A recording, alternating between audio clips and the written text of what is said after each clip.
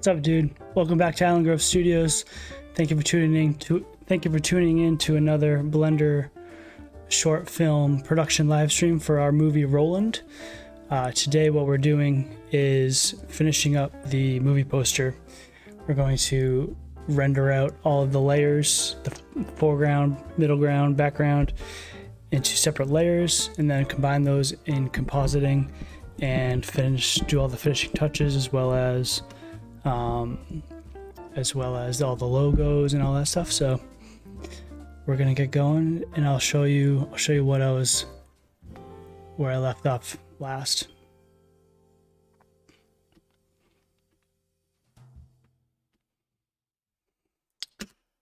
So here's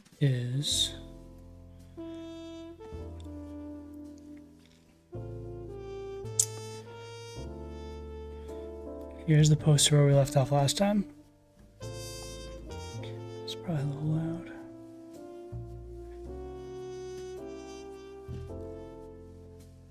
So actually I was messing around with the depth of field. Let me go back, because you can see I have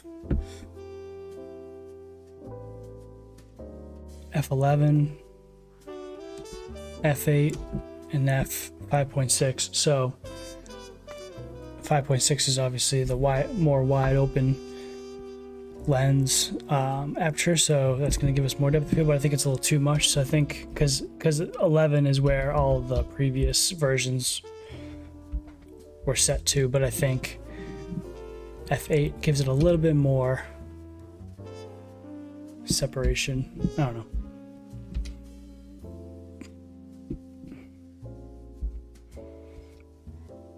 Maybe not, actually. I think 11's good, because I want to still see the hole here, and yeah, I think I'm gonna keep it F11. So I'm gonna get rid of those other versions, and I'll open up the Blender file. So I'm gonna turn this back up, and I'll switch.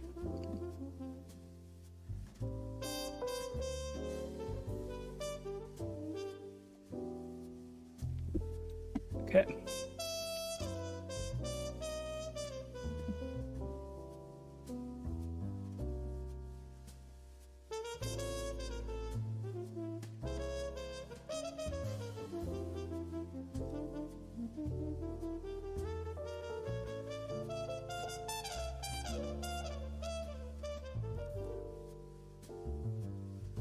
Okay.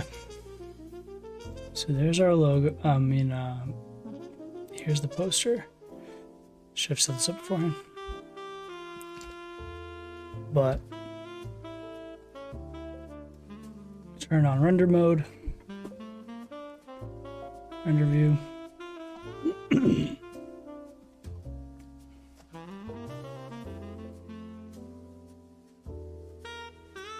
And I will turn on, click on the camera. Oh, it's right here. Put this back on 11.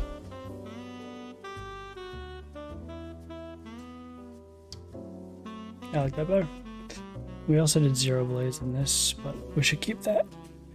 So, first thing we gotta do, let me go back and open up. So let me just run through these different versions one more time before we start doing the real thing. So all of these renders are set to 40%, so they're not fully the size I want it to be, because they're just all test renders.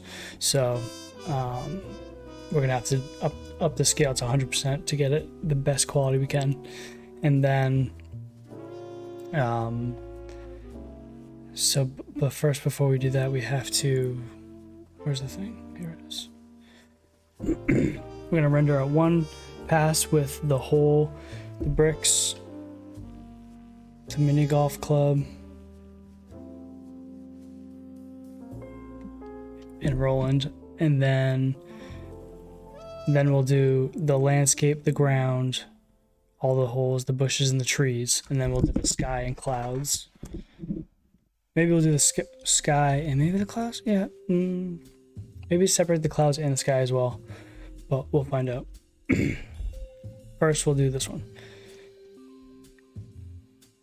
But let's go through them again. So between last time, I did some stuff off stream I was kind of looking through these and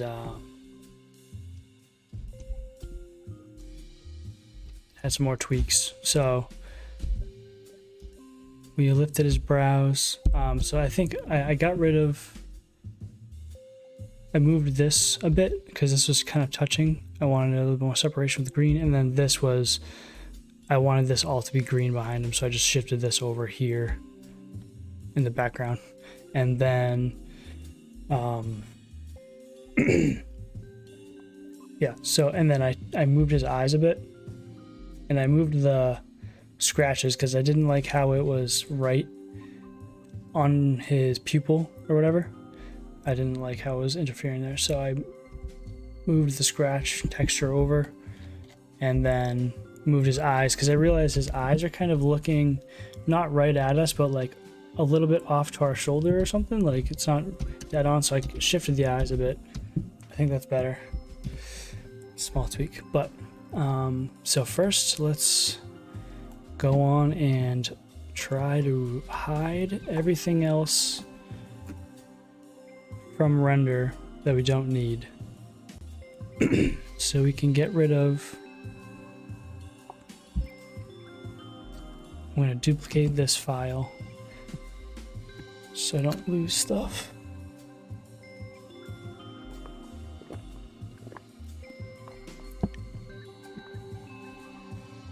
So we have ground. I can hide.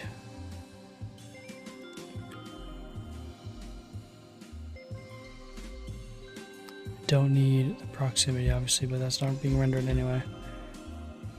Hide it. And then we also don't need this one.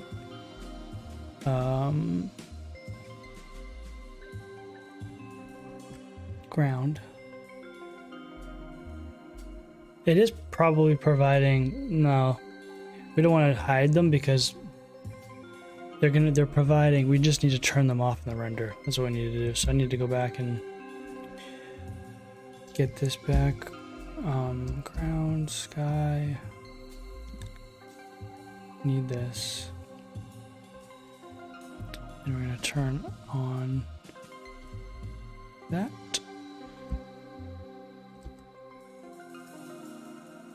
That's fine. Okay. But we do need to, I don't even know if it is, it's behind them completely. So we can just turn off the render, I guess. So we'll go to here. I think we go to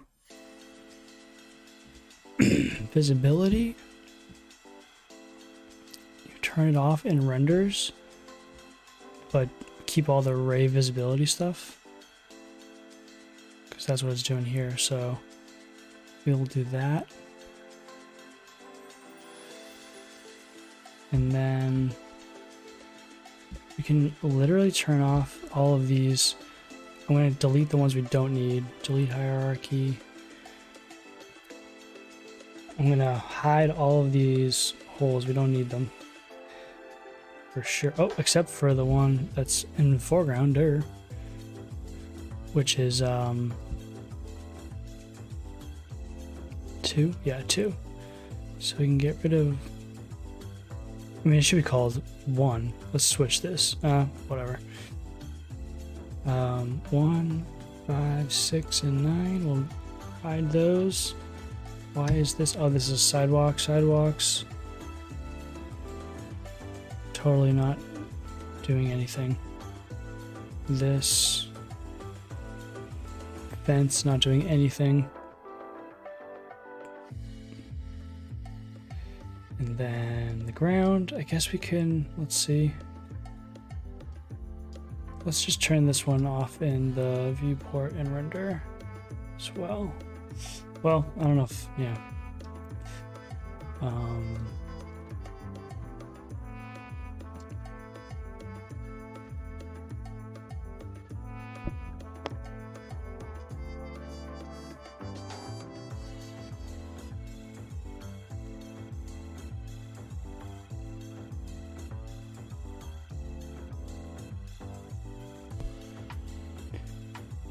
Okay. I don't know if turning it off in the... Oh, okay, that's what it's doing there, so...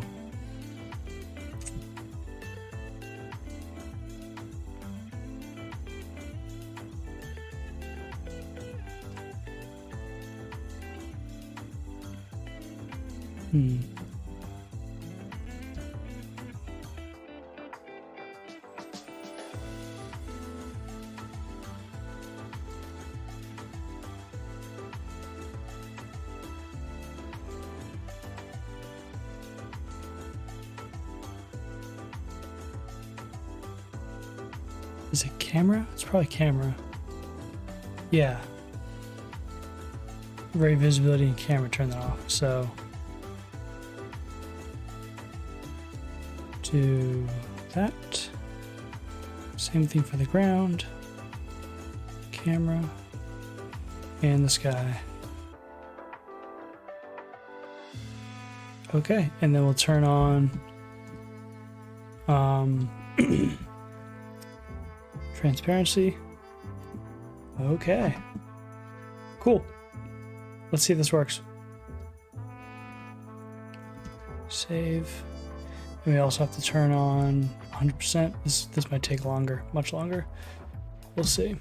Bear with me for rendering.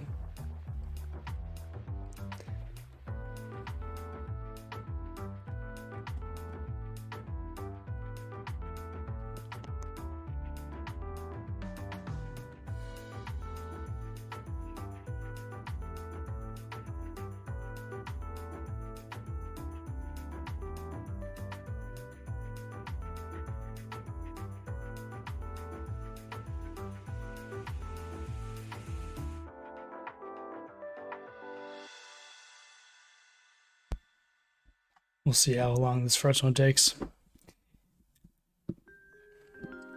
We can always do the same rendering size we did previously and then just have everything on adjustment layers and just render out higher res, bigger images for the final.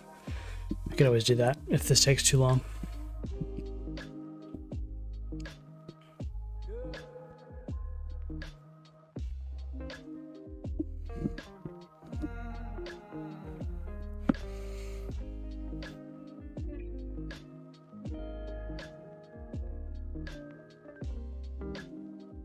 Hey Rachel, how you doing?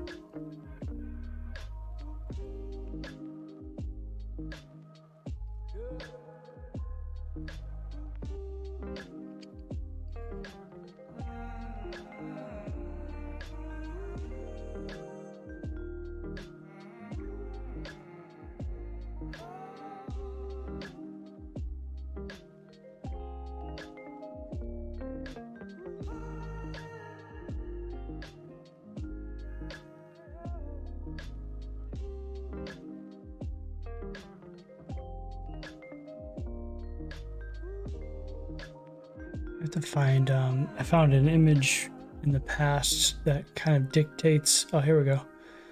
It's rendering now.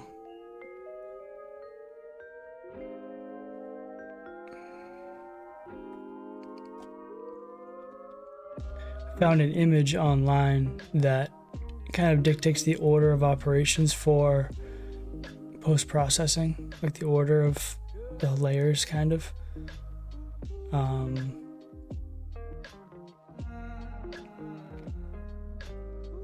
I think it's in here. Yep.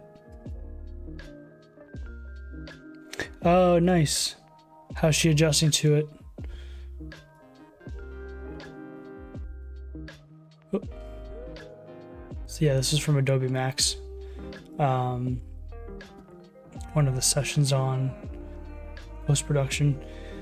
So you do your denoising first if you can, but this is in the render, so it's fine. Color correcting, and then after that, above that, you do your masking. I guess that's like chroma matte, your like cryptomatte maybe, and then gradients, lens effects, vignette, color grade, any LUTs you want to do, or like any of that color grade stuff on top of the color grade, and then add your film grain on top of that, and then sharpen, soften, whatever. So that's kind of the order we're gonna do today, and we'll see how it looks in the end.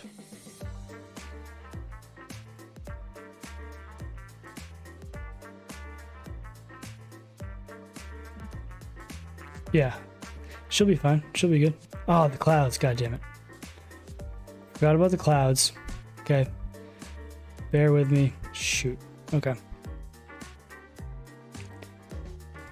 They weren't showing up. Oh, it's because I hit them. Son of a nugget. Okay. Boom, boom, boom. Fence. Oh, the curve, I don't need that.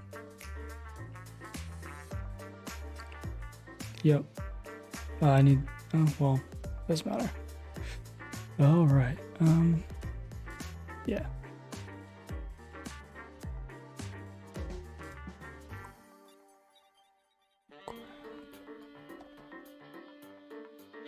Alright, that should be it. Try again.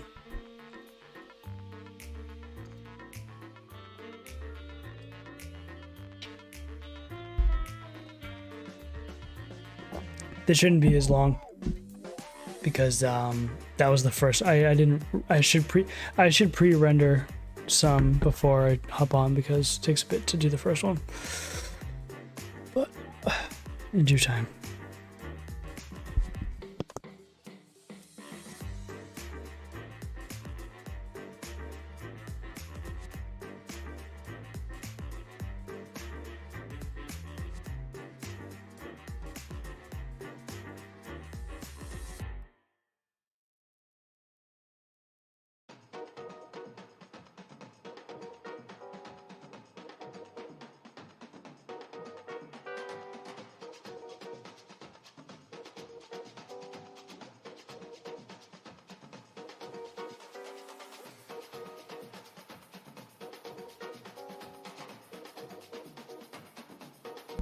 How else is the new apartment stuff going?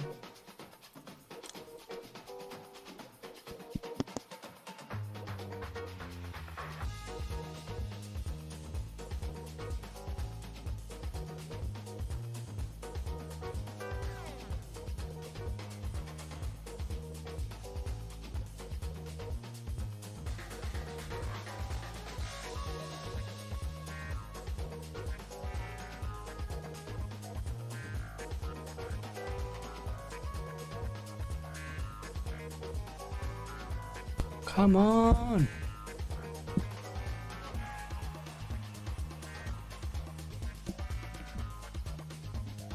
There we go. Like a minute less than the other one.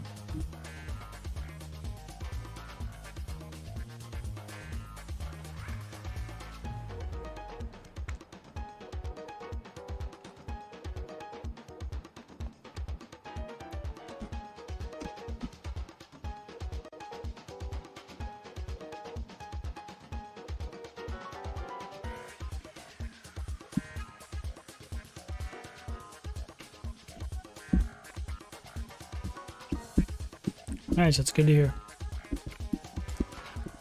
That's fantastic. What the heck? Why is it still there? Okay, now that this is a joke, right?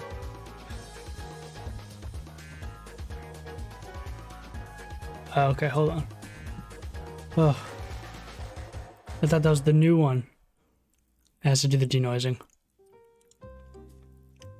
I thought the clouds showed up again. It got me. I got tricked. There we go. Sweet. 30 seconds less. So we're gonna save this as well, I have to make a new folder first.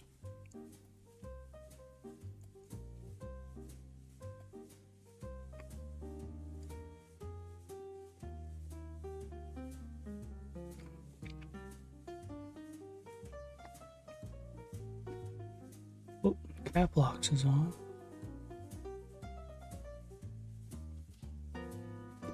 Okay. Save this. Renders folder. Call it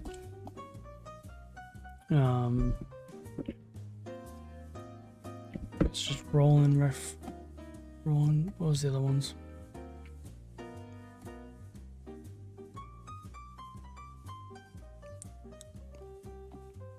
I'll just go back for a second. Boop, boop, boop.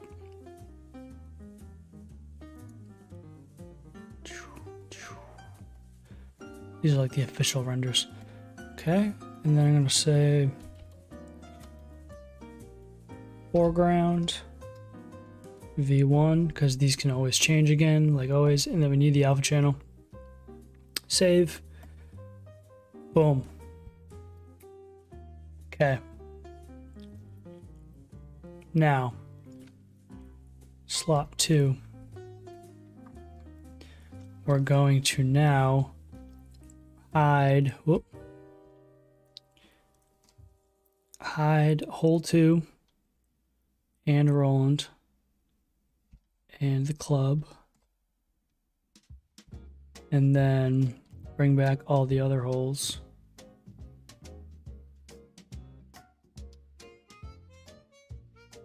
Except for hole 2. Then put the ground back in the camera view. Don't need any of these except for the sun. We don't need this area light.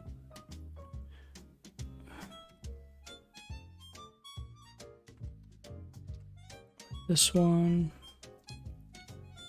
or this one. All right. What is that? Whoa.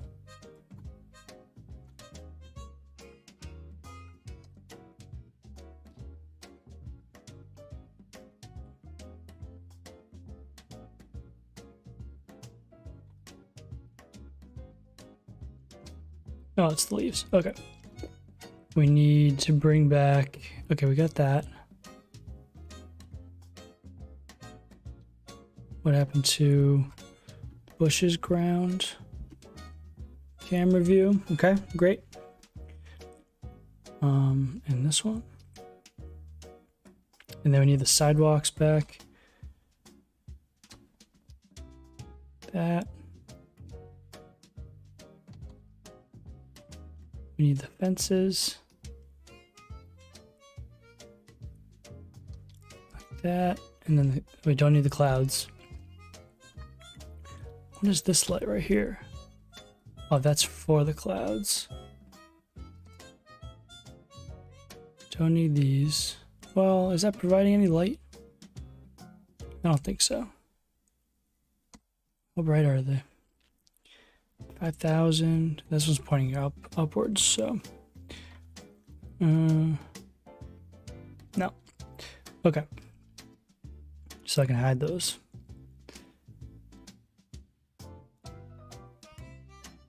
All right. Now let's try and do. I mean, there's this here, but it's just the ground, so it'll just be below the foreground.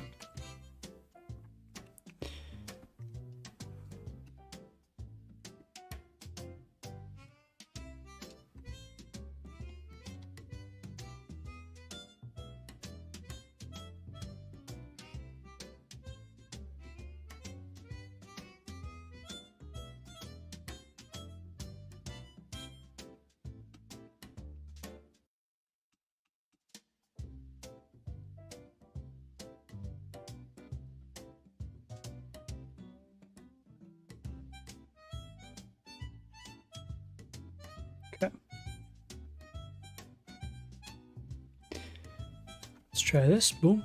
Save. Just didn't want to make sure I was forgetting something.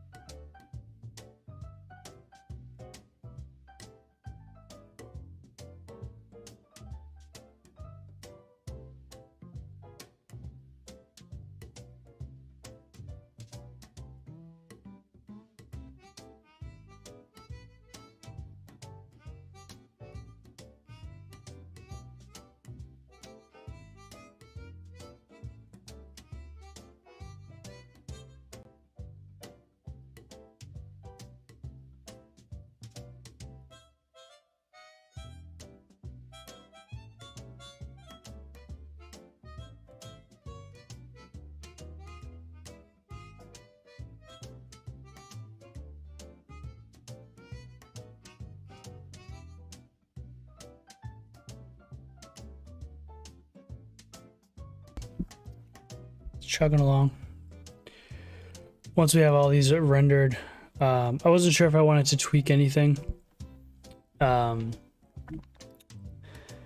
the scene until I sat down right before the stream started. So I wasn't sure if I wanted to change the trees and stuff, but we can do all of that in Photoshop.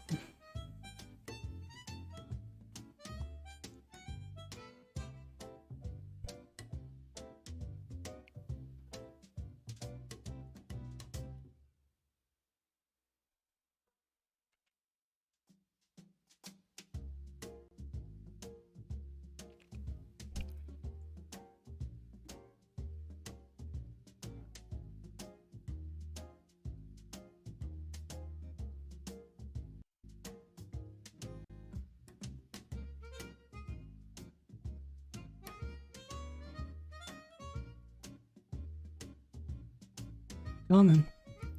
Slowly. It's coming.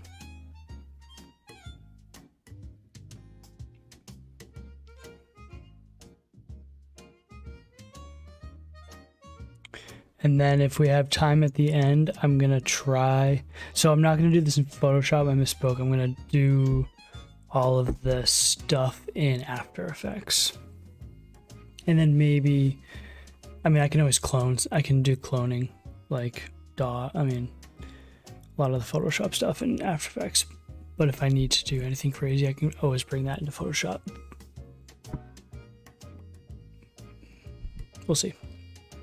But all of the color grading and stuff, I'll bring it into After Effects. I could do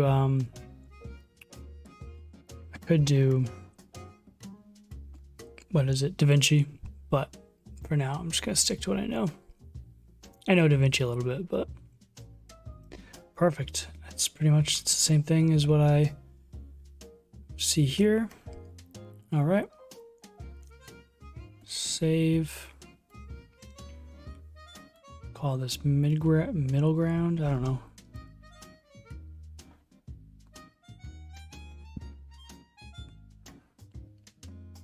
I mean, it's the background, but I guess I could just call it. Yeah, I'll call it background, and then the other one will be sky. Okay, this. And then this last one should take 2 seconds because it's literally just a plane with some clouds. So, slot 3. Here we go. Turn all this back off. I should have just done the sky when I had Roland up, but whatever.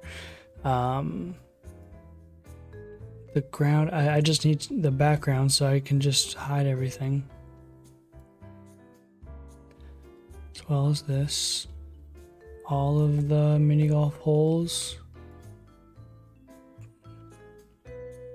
Then all of the sidewalks. Turn the sky back in the camera. Ray visibility.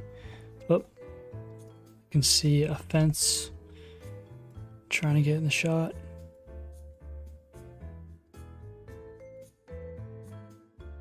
Okay. And then I need to turn the clouds back on, as well as the 2 area lights.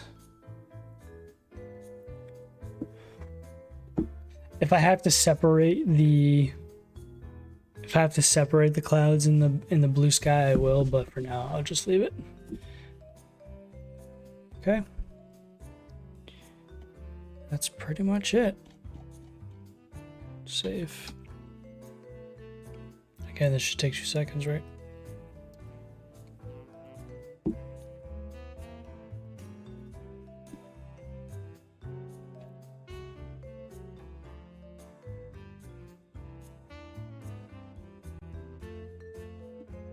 Oh, it doesn't even reach the bottom.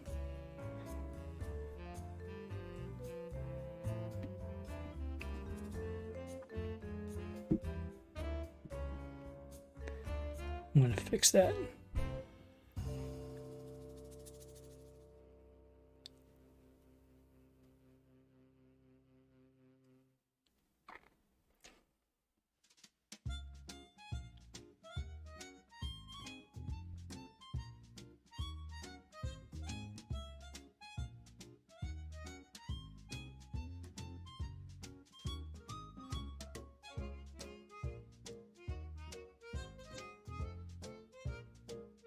Nice blue sky. It's gonna be fun. It's gonna see doing all the post-processing right now is gonna be, it's gonna transform it from just a bland out of the box render to something cool. Hopefully. Should be fun.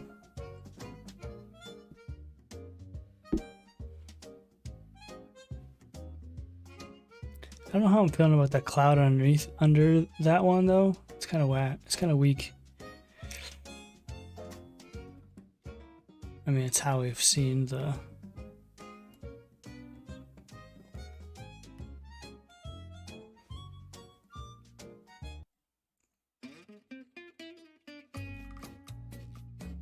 We can always tweak that at the end. Let me pull up.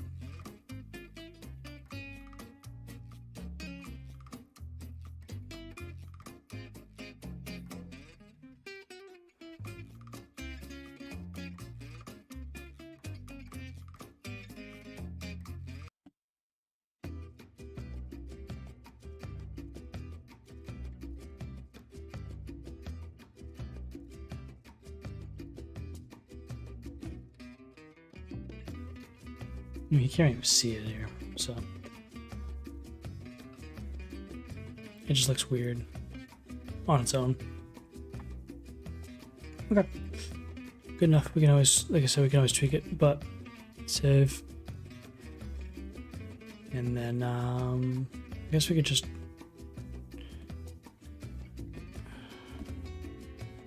yeah, definitely. Oh, is DaVinci, do you like DaVinci? Is it for color, for making LUTs for the maps and stuff?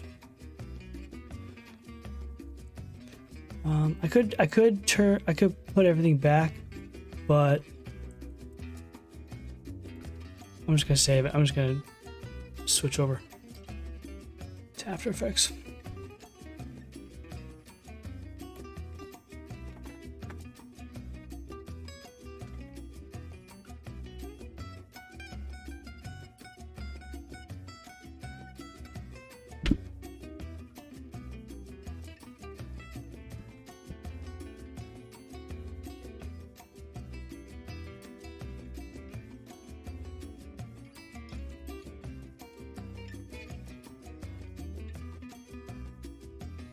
Yeah. I was using it because of the camera we have at work. We can color grade that footage, so I use it for that. It's nice. It's like node based. It's very similar to Blender's nodes go horizontal. Do Nuke's nodes automatically go vertical, or is that a setting people choose to do? Because every time I see Nuke, it's always vertically nodes, rather like Blender it does horizontal. You could do it vertically, maybe you could switch it, but I don't know. Okay, I might have to move my self in the camera here. I've never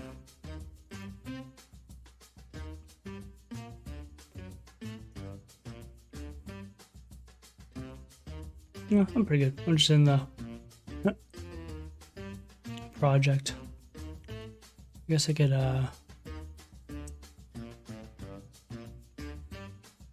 let me grab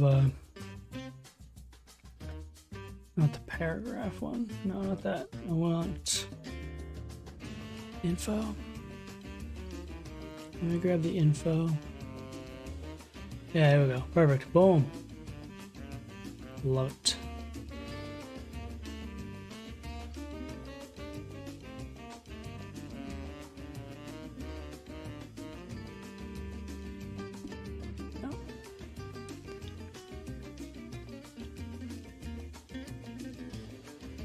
Wiggler.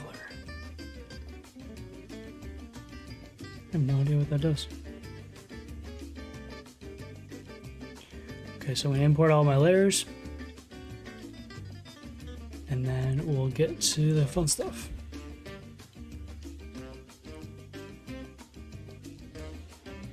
Oh, and I need to fix the screen here. It's too wide.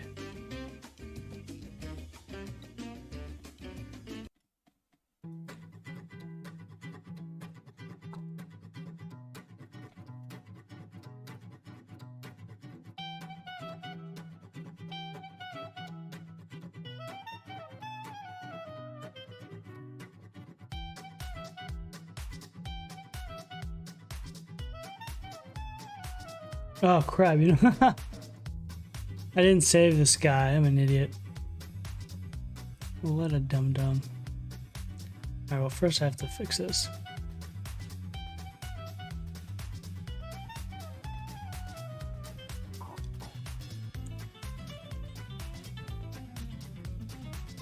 Okay, now you can see everything. Alright, let's minimize this. Shouldn't be too bad. Good thing I didn't put everything back, like I said, huh? Yeah, the way they connected Nuke is vertical. All the inputs and outputs are on the top and bottom. Yeah. It's interesting.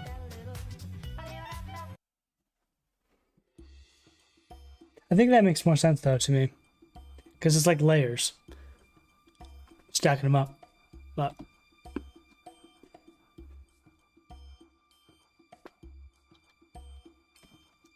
oh, come on, man.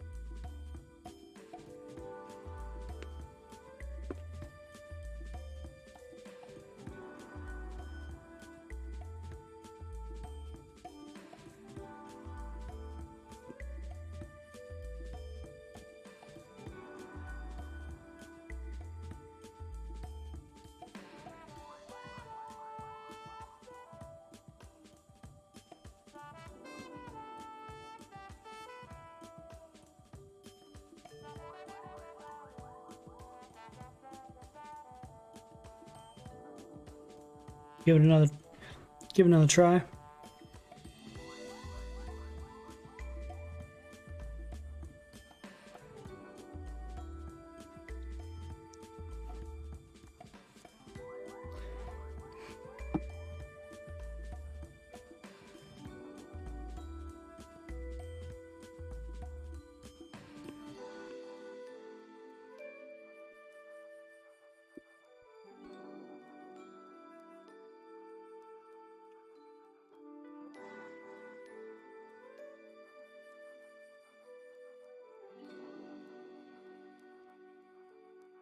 I also didn't crank up the render samples at all either. I should have maybe done that. It's only 100 samples. We'll see.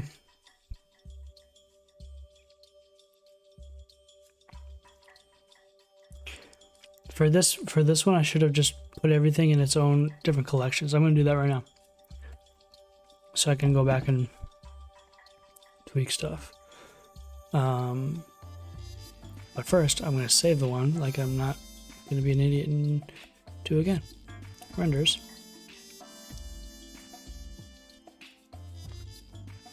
Sky.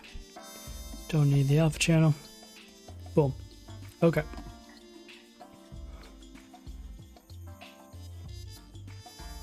Perfect.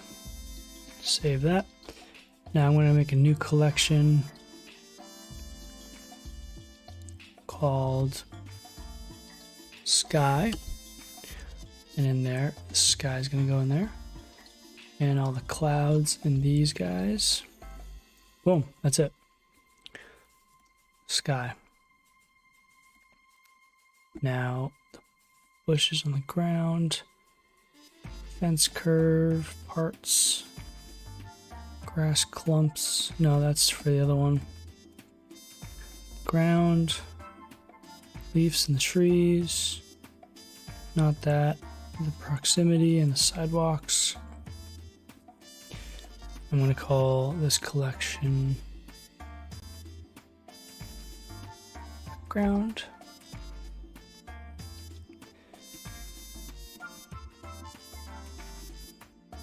All of these are going to go in here.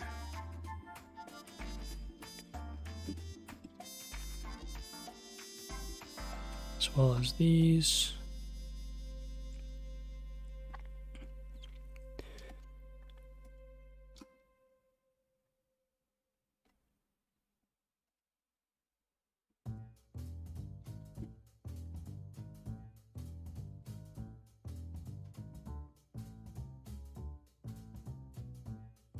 And then make another one. Oh.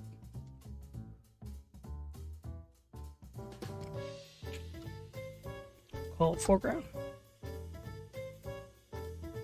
Which will have the grass clumps, the mini golf club, Roland, then I'll leave all the other stuff in there. Well, no, I should really do the, oh, and hole 2 needs to be in there. And within that, turn that on.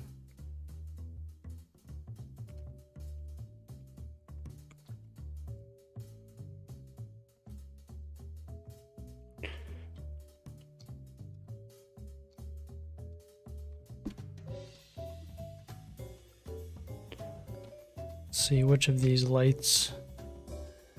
This area light one, I think it's all of them. Backlight, key, just all these except for the sun. It's in the foreground. Yep. Okay, good. That's everything.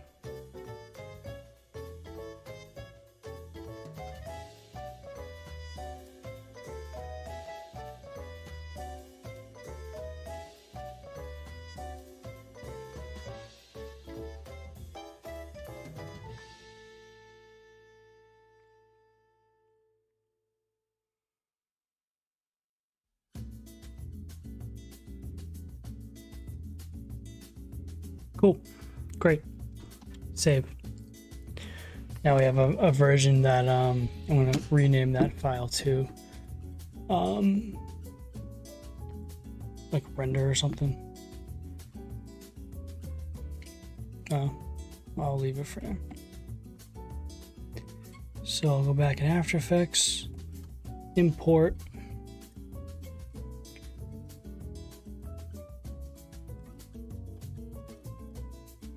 the layers.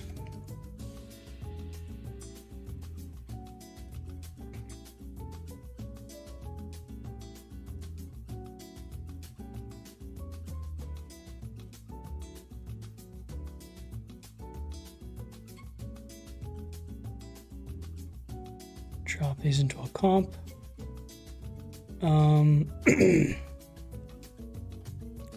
Just one frame.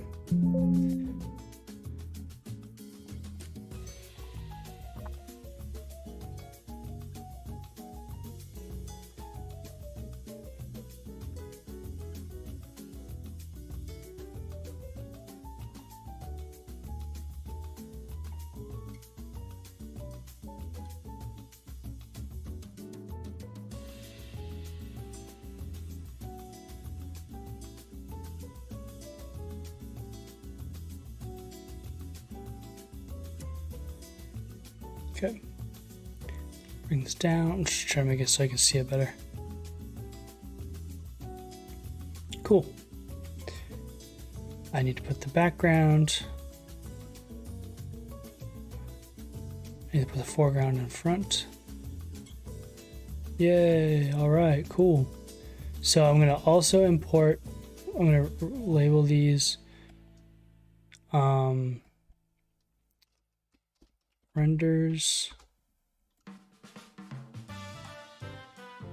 And then I always label these when I edit stuff, just out of habit. Call this movie poster comp.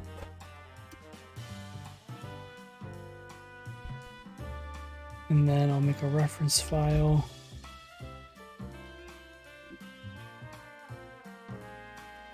I want to import the one we did before, and I'll have to scale it up because it's smaller, but I want to see the how close it is. Oh no, what are you doing?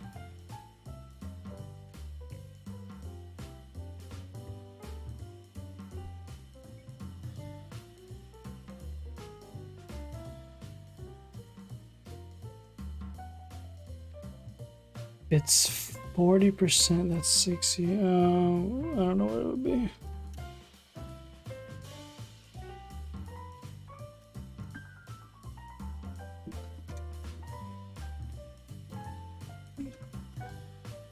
$250.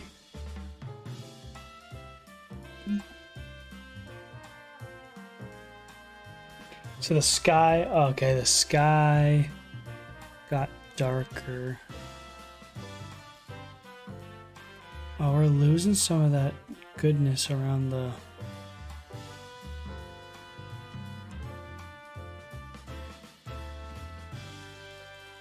Like it's weird back here.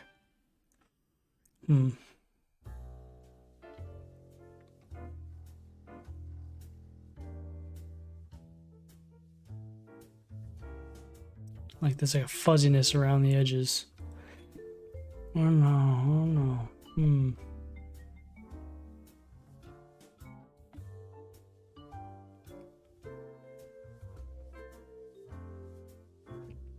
I can always do one with mask stuff.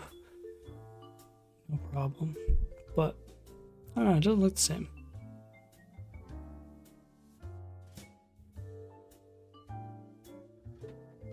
The sky definitely got messed up because I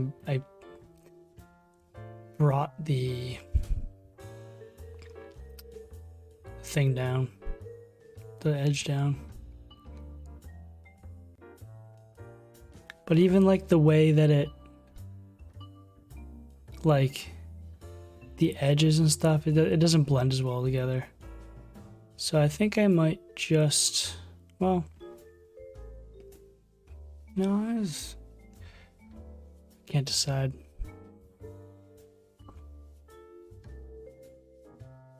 I definitely think the club looks worse.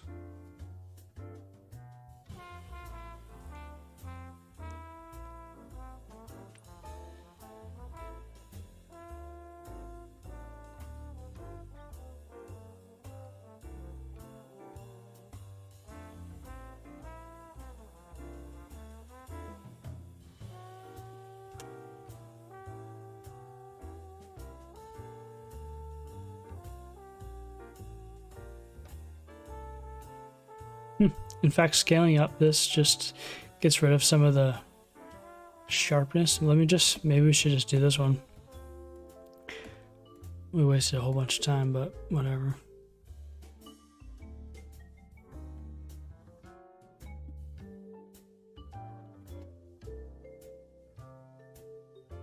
Yeah, I'm gonna go back. What a bummer.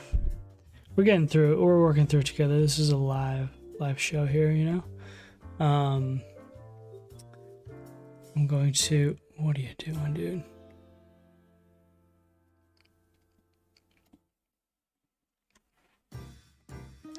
Save this in the file. go.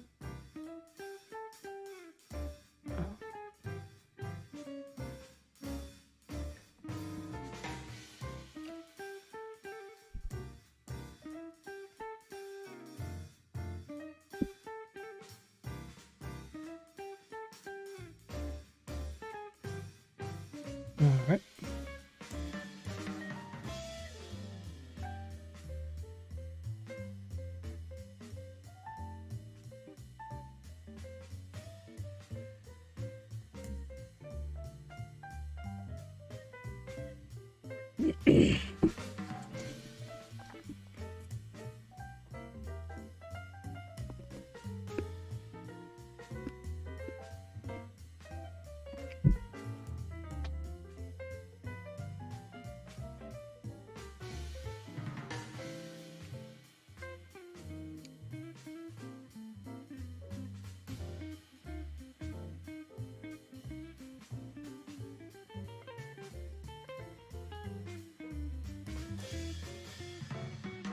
Now let me fix the sky while we're here. In fact, I'm just gonna put it back to where it kind of was. Maybe I can just do this.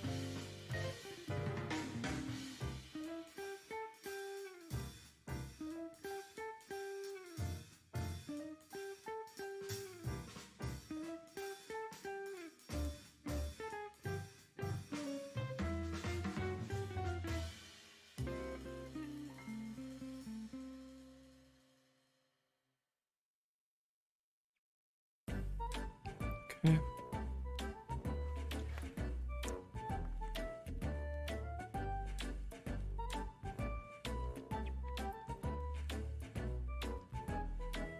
Cool.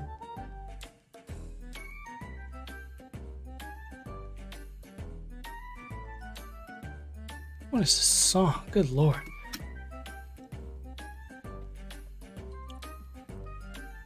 Should be banned.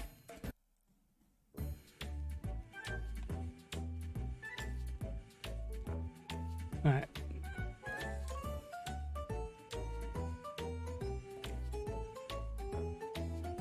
What's going on?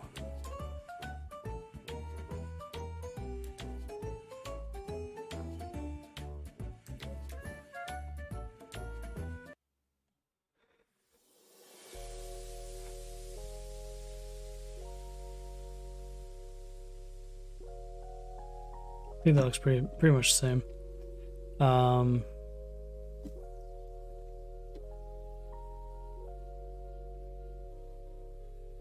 Yeah, okay. Let's do a render.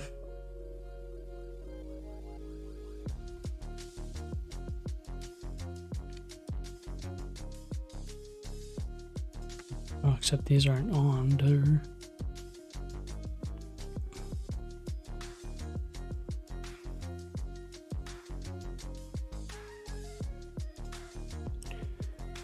That would have been bad.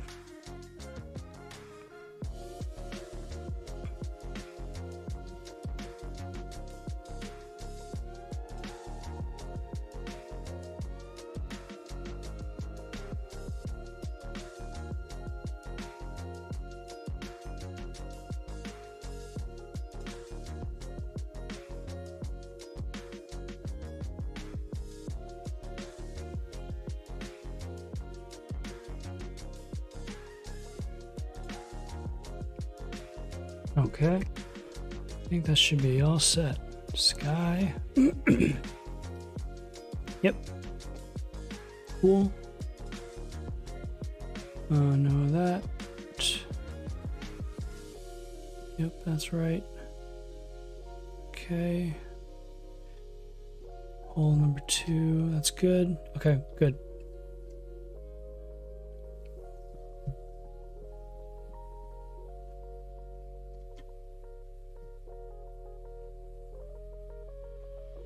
Don't need transparency.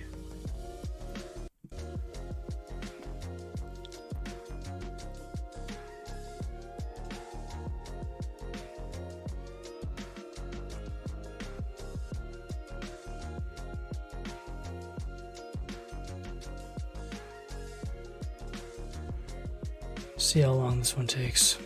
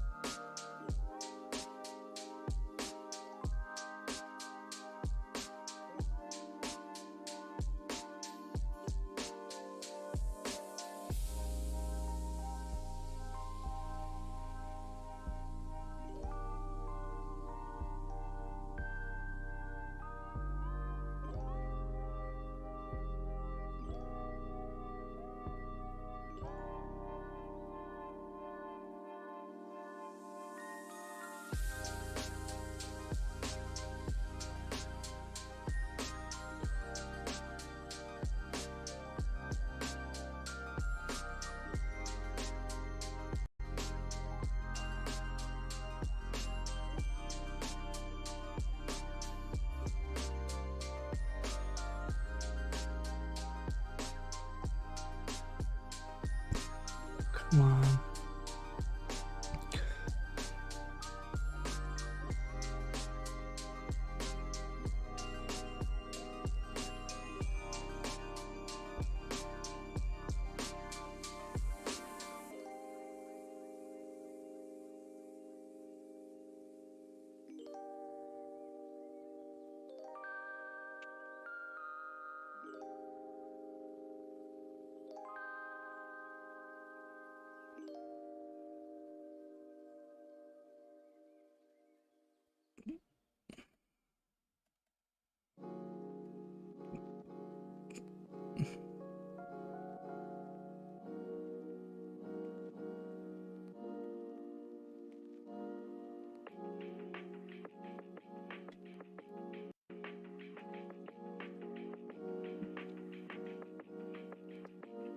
Okay. It's a detail.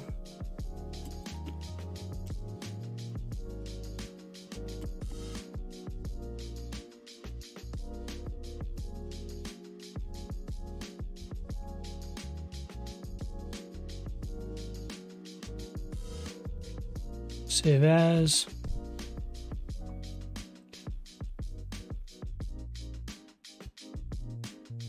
I'm gonna call this one full, so it's like every layer.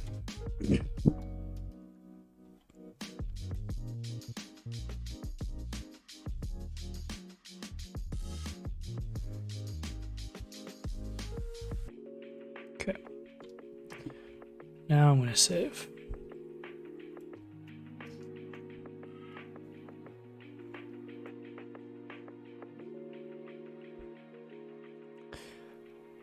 Oh, I should. Why did I quit After Effects? I had another After Effects file saved here. I think it was from.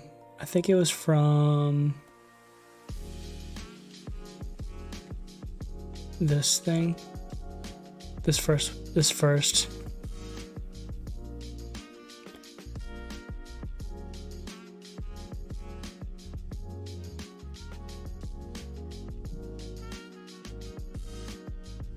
I think it's from when I made this, but let me check. Oh no, that's mock-up. Let's see what this one is.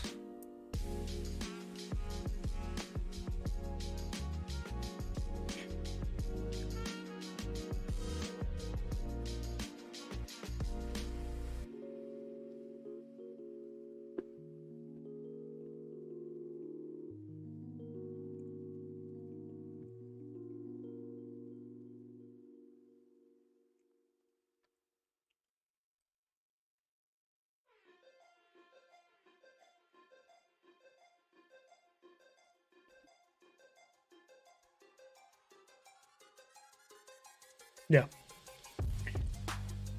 It's that first version.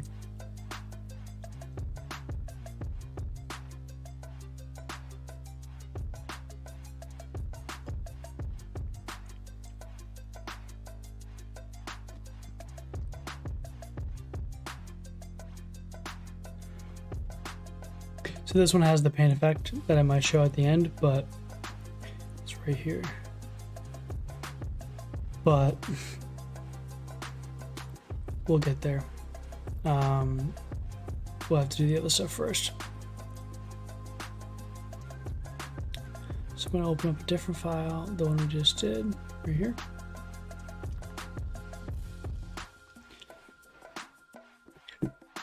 Perfect. Now I can delete this one.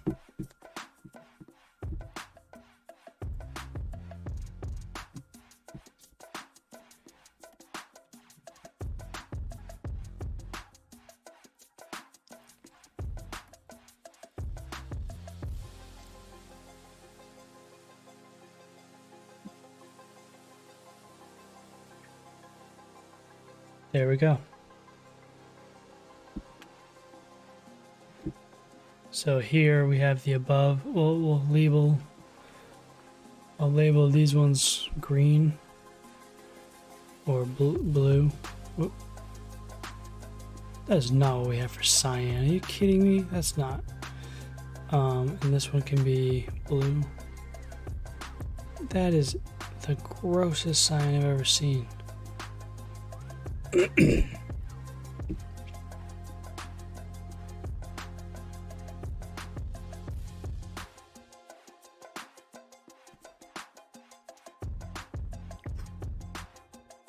Kidding me?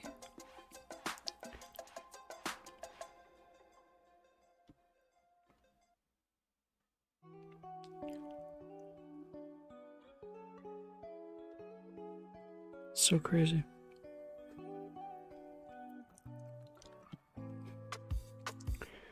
Okay, so we have this is our full, and then we have the layers underneath, so you can see the difference. Just the blurriness of the fuzziness of the transparency when it rendered with film transparent. So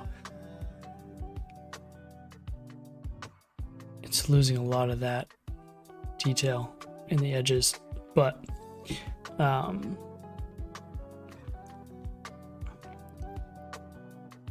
if we want to mess with the layers, we have that option. So first thing we got to do, actually, I'm not going to import that image. I'm going to do this.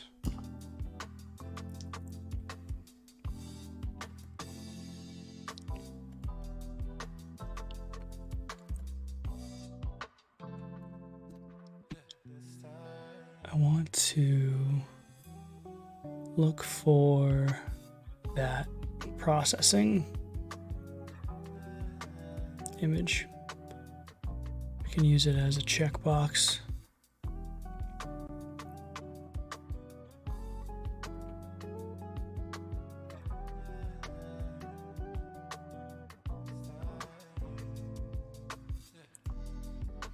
Okay, denoising done.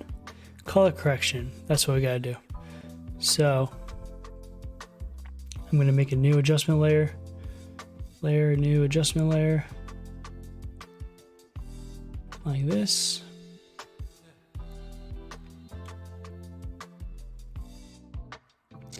And then I'm gonna call this one, I'm gonna make each level of post-processing, I'm going to, I guess I could just go like this.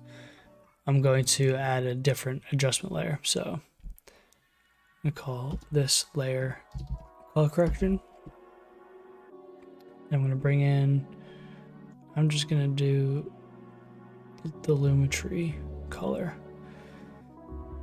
for this here. And I'm also gonna bring in my scopes.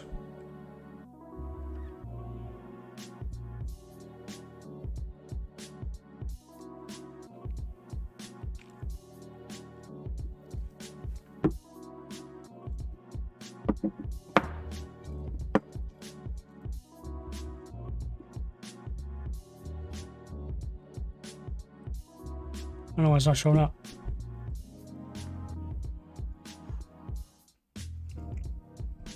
There we go.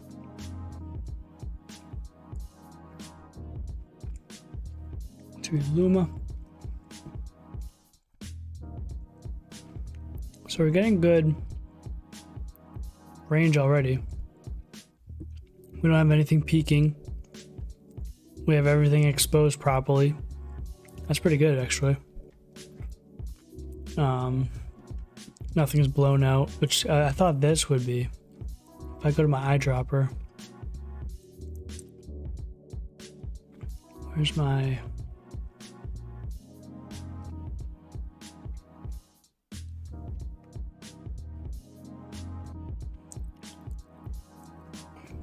Oh, it's my info. I'm blocked by it. It's over here. Let's see, right here. Brightness. Oh no, that's... Okay, so it's not at 1. I thought it would be. With this. Not quite. Okay, it must... When I render it out of Blender, it must kind of clamp it down a bit, maybe. Anyway, we're not getting any hot zones, and we are dipping into the blacks, but most of it's sitting right above, like at a 2 or 3 maybe. Some of it's right here. I don't know where this is, but it's not bad. But we can get a little bit. We can boost it. So here we go. Let's go. And even within this one color correction, I'm gonna do multiple instances of this Lumetri.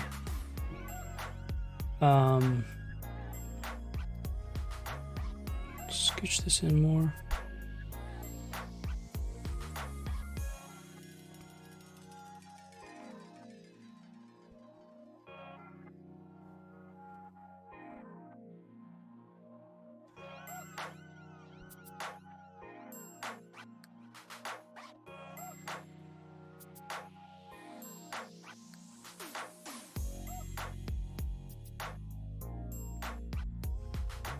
See what happens when I bring the exposure up. This might just lag. Oh, I wonder if yeah, let me turn this to different quality. This might not be the best thing to do on stream, actually, but we're gonna try. Let's do one at a time, like 0.5. Bring it up.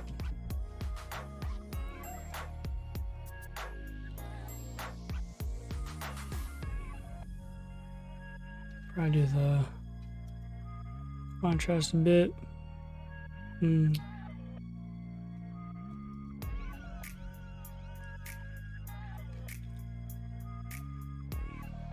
Boost the blacks a little maybe, but now that we're doing the contrast up a bit, it's...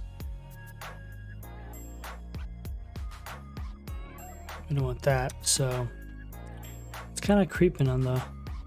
maybe like 1. And then bring it down the shadows, maybe? Yeah. We don't want to bring up the shadows. That would make it more washed out and flat. We want to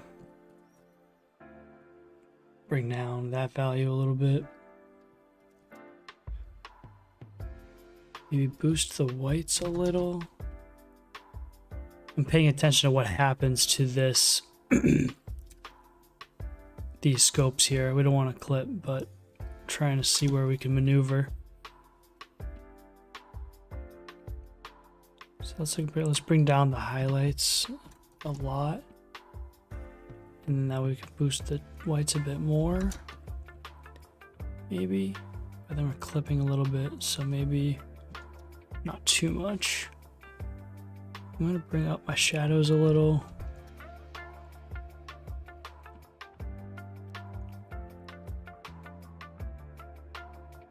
And then maybe bring back up my overall exposure just a tad.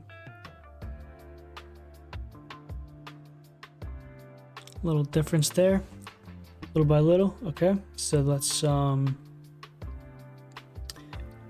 in and do another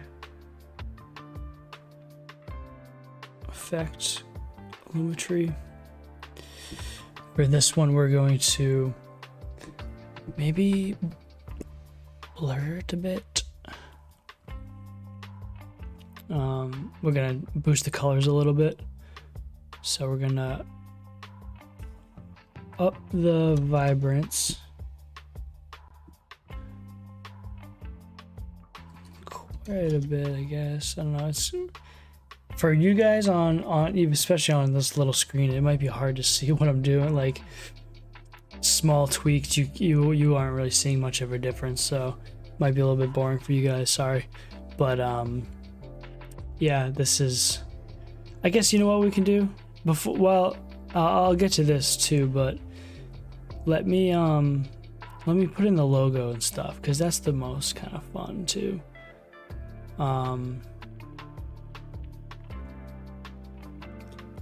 Because that's where it comes together more, right? So,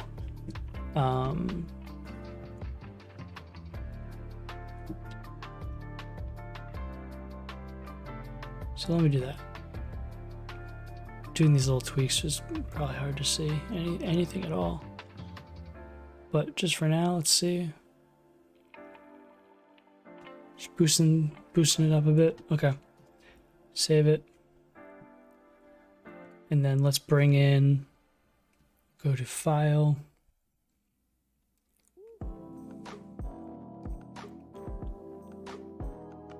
And I'll actually go over here into my folders.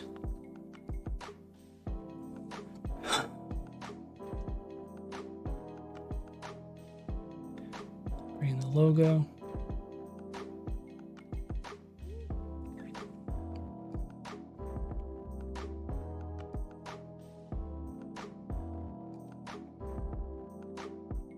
Okay. We'll bring it. We don't want any color correction to be affecting the logo really, so I'm just gonna put it there for now. Might need to tweak the colors. Because is this one the same?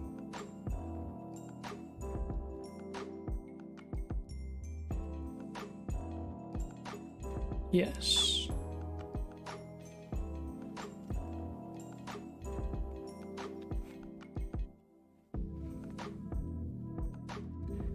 Obviously, we need to bring the scale down, but we don't know how much to do it yet. But let's bring in the position. I'm gonna put it up here. 40 might be good actually.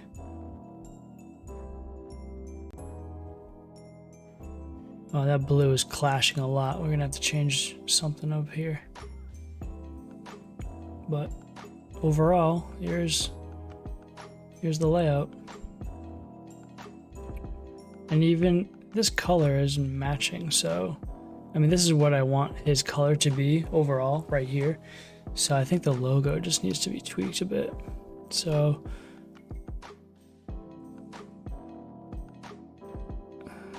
let's see, window. Let me eyedrop the logo. Boom. So that's the logo. And then let's eyedrop here. Oh, it's pretty close actually. Oh, that one's brighter. Yeah, and this one's more.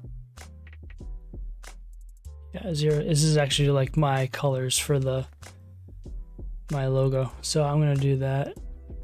Bring it to the, because we don't want the middle, you know, the midtones. We want like the brightest part, the most saturated, which is like, yeah, over here. So we bring this all the way up to that. It's pretty close to my logo. So we're gonna go here and tweak the logo colors a bit with some curves.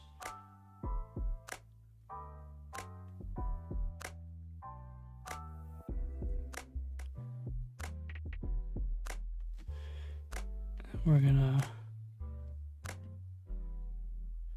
0, 0.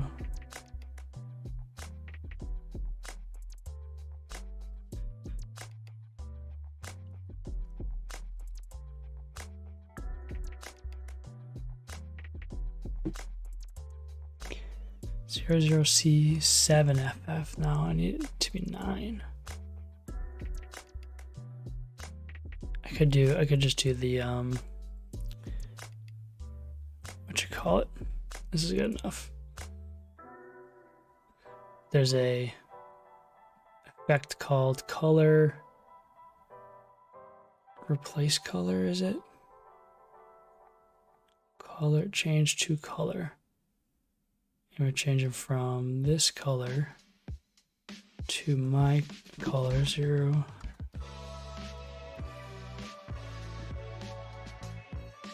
There it is. But it sometimes gives some artifacts. Oh, this one's not bad.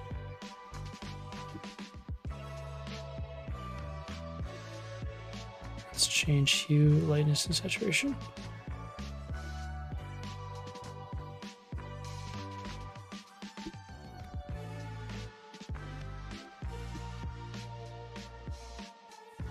We're also working in 32 bits right now.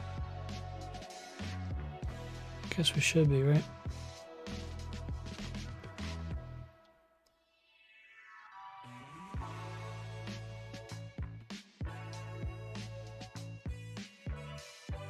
Pretty good, let me see.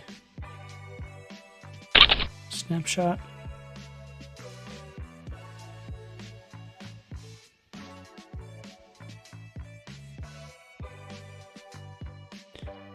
Before, after, oh, it's the same thing. Good stuff. This one looks better though. Not this one, so I'm gonna wait. Yeah, the one I have now looks better, so I'm gonna delete this. Cool. Good enough. So I might need to bring it up more.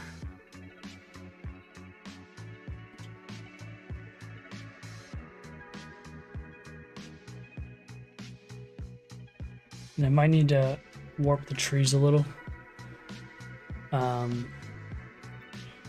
Definitely, probably. Okay, so we got our logo. We got that logo. We need the Island Grove logo. Logos are going to be red. Labeled red. And then I'm going to go and find my logo.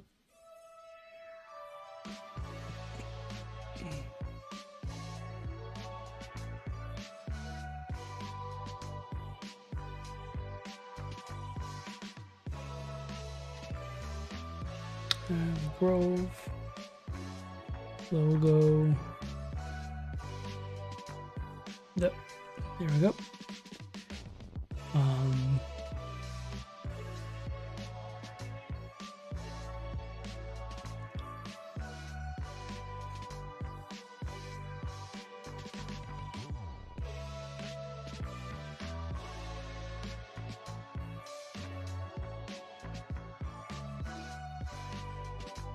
It's the old one. It's the old one. I'll do this one and then change it. I gotta go to project. Do this right here.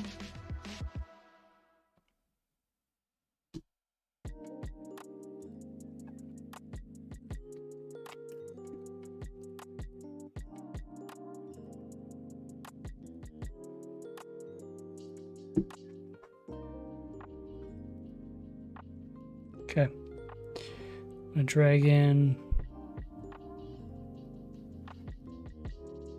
my logo, but I'm going to,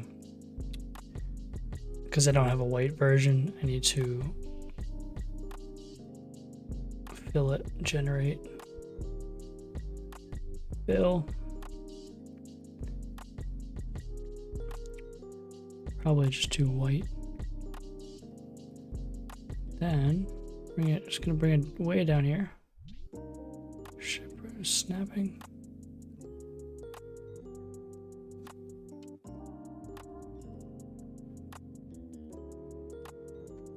see, I'm not sure how small we should make these either.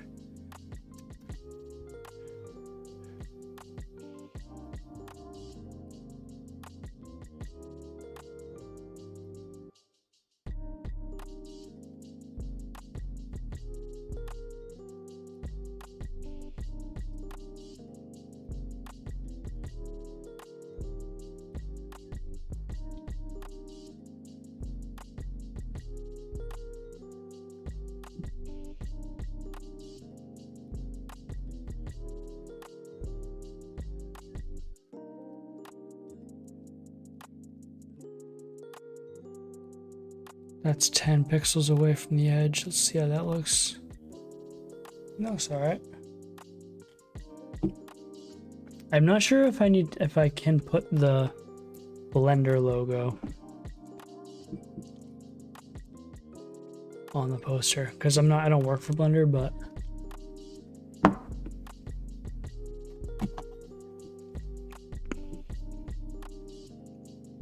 it's free. Let me see.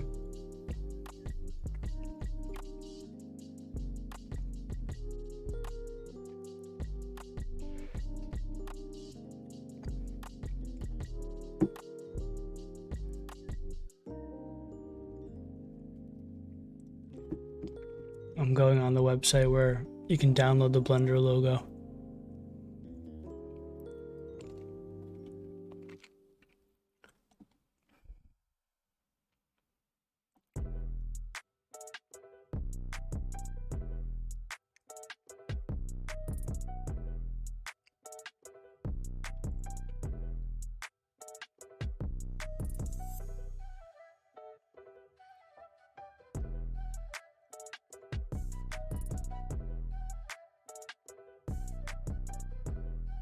Logo can only be used to point to the product Blender or to give credit when used with a link.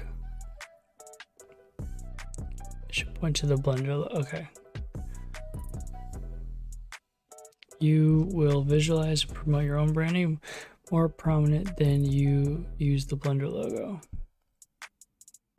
Secondary brand, which means that it has to be clear for an average viewer that is not an official Blender. What? Right. On artwork or community websites. Blender's logo can be used in hundreds of ways. This was and still is considered to be an honest tribute to Blender.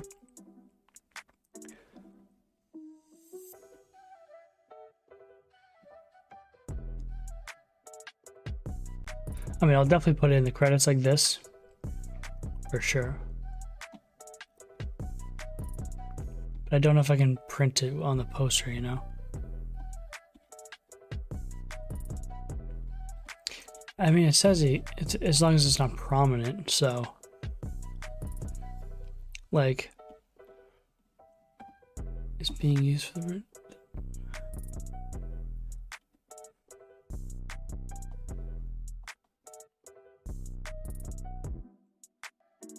You can use the Blender logo on promotion products such as t-shirts for events or trade show booths, provided it is a secondary brand as described in point 2. Okay, so I think I'm good. The logo is used unaltered.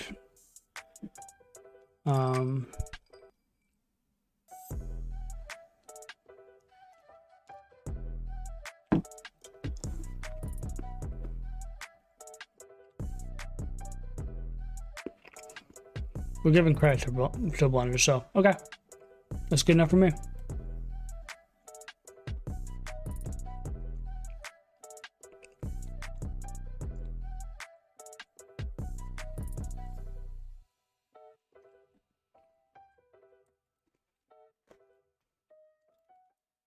Which one do I use though?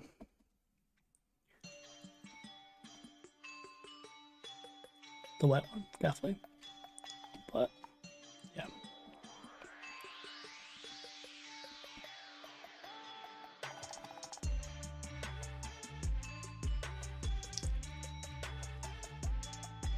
Been going for an hour and a half. All right, let's keep going.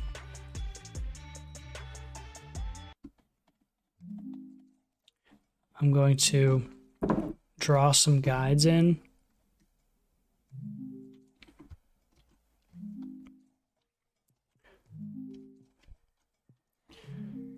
So I know like how big the Blender logo should be. I don't want it to be, I want it to fit in this little window here.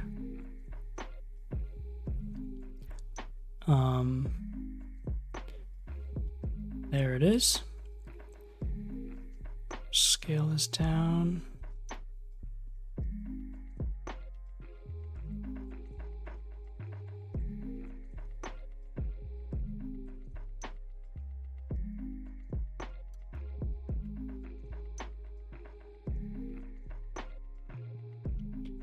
Let me do this. Let me go.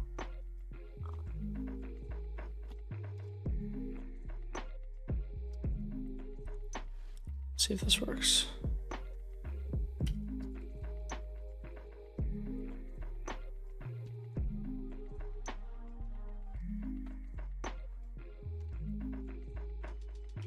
Then I'm going to put the anchor point here so that no matter what, well, actually it should be maybe there. So when I scale it, it can just go this way. So that's too big. I'm going to hide my guides.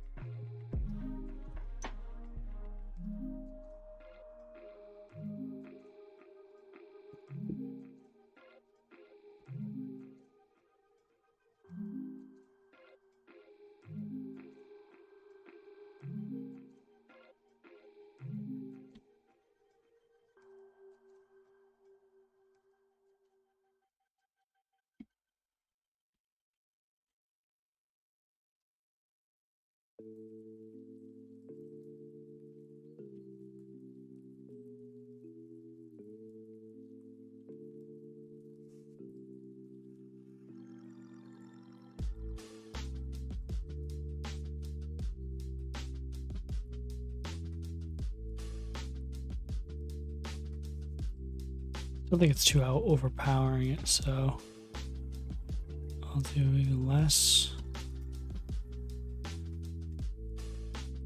Yeah, something like that maybe.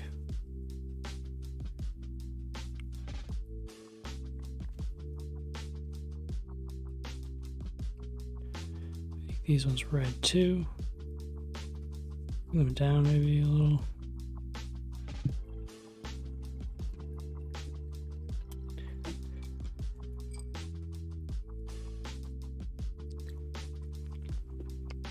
I don't have to. I want to use it, but no, I don't have to.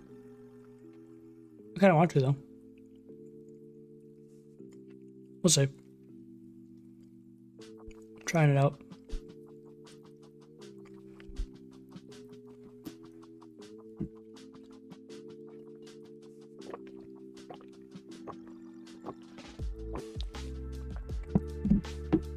I definitely don't have to.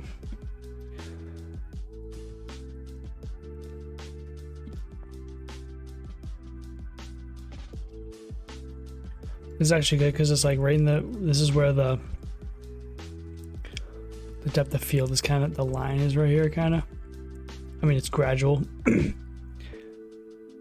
you can see it getting more and more. Let's say that's the, let's say this is the line for the coming soon or something, right? This is the line under Roland we want to avoid. Right, so then this can be like the coming soon or whatever text, and then the logos can sit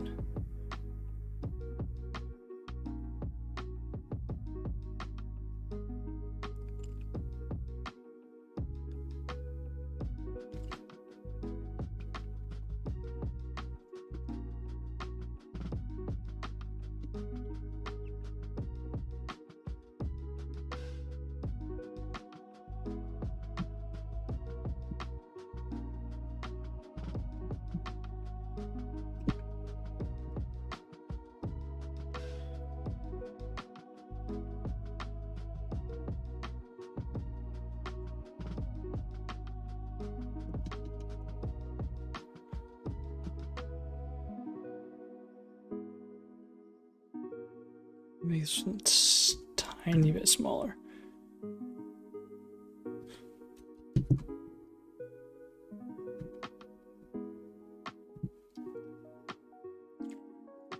Okay.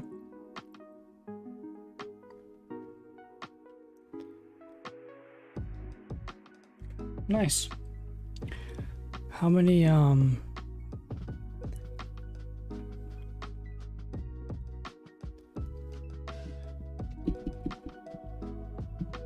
many pixels is the Blender logo to the edge?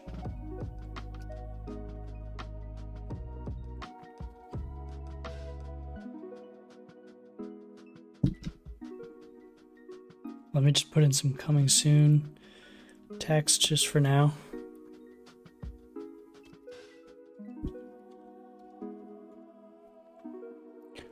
I don't know if that's what I'm going to use.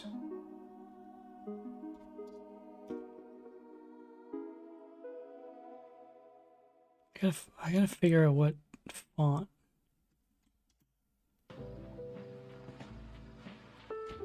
I used for that.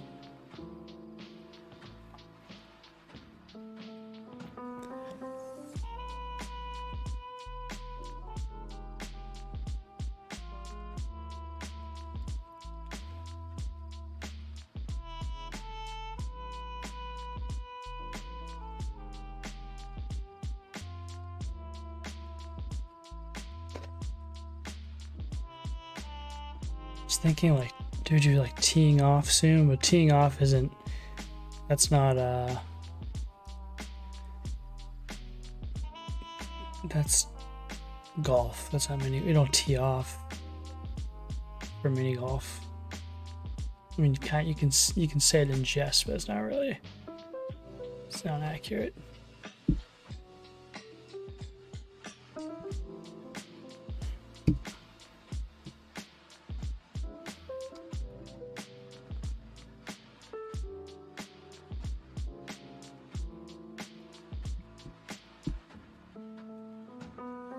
Might not put any text here at all.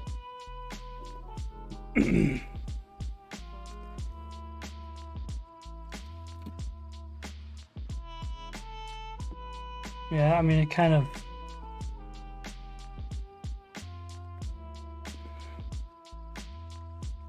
is like,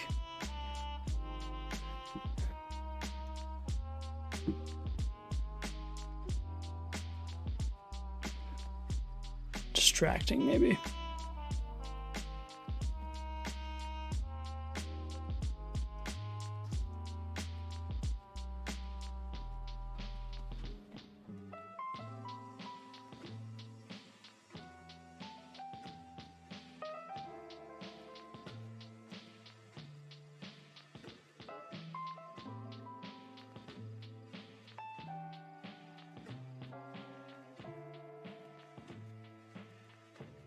Just like putting soon. Does that make sense?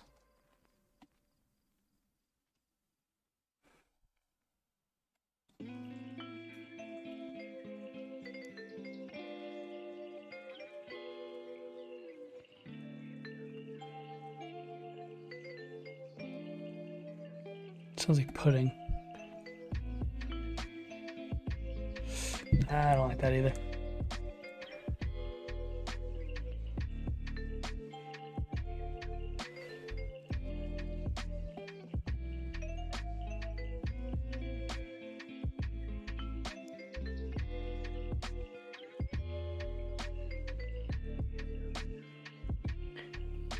You teased last time, maybe doing a date.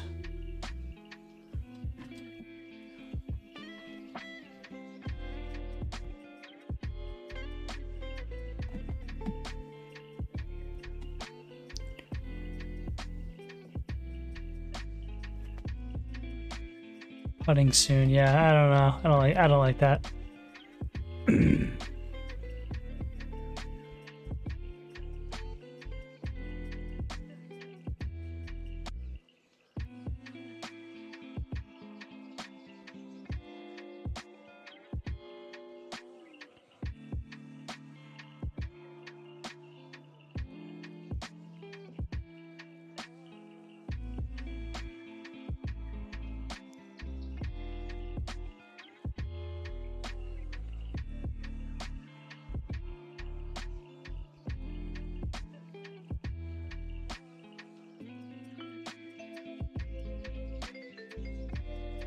Nah, I think it just keep it clean.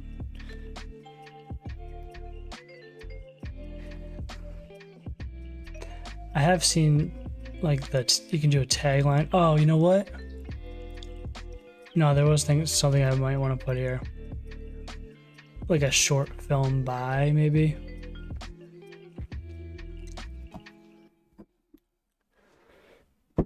Let's see.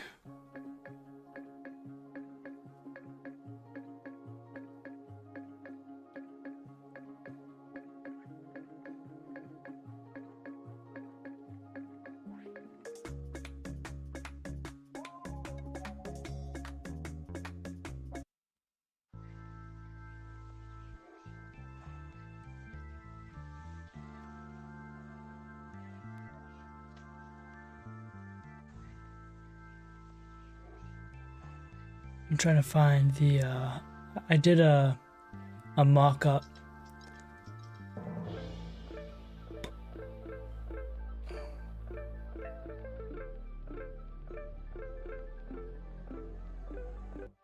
It wasn't with this render, but it was with another render.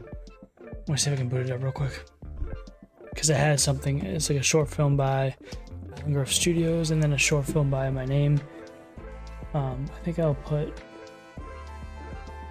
Roland Studios.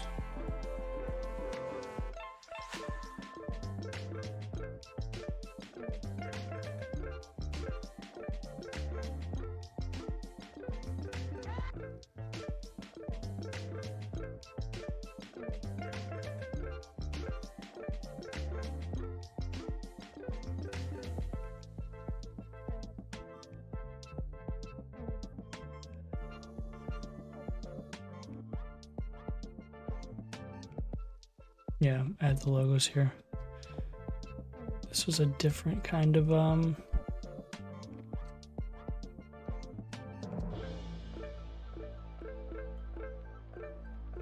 obviously it's very similar render, but eyes are different. All the tweaks I made before.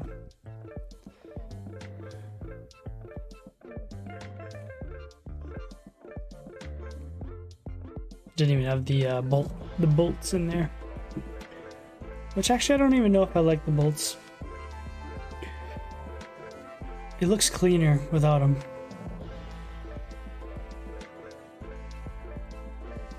But in the story, it's part of the story. So, yeah, we're doing it. But I might have them be like a nut and bolt, maybe. I think so. I think it's gonna be more of a nut and bolt than a little nail like this, or a screw. But it's okay. I'm not gonna bother changing it now. We're just gonna forge ahead. So in this, I had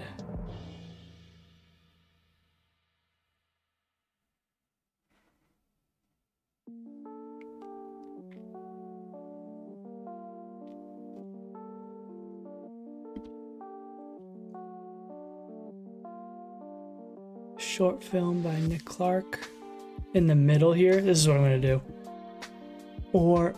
But I had another one. Short film by, this is the one. Boom. This is what I need. This text.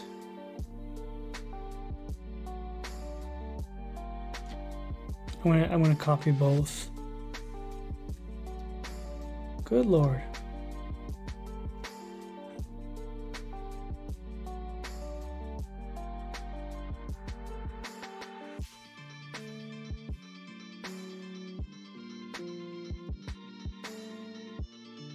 Okay.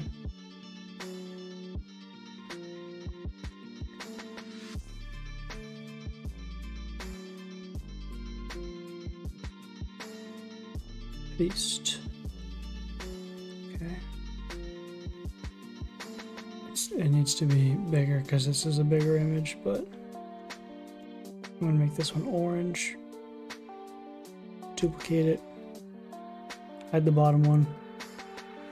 go back to Photoshop. I'm just gonna grab this one for backup just in case I want it.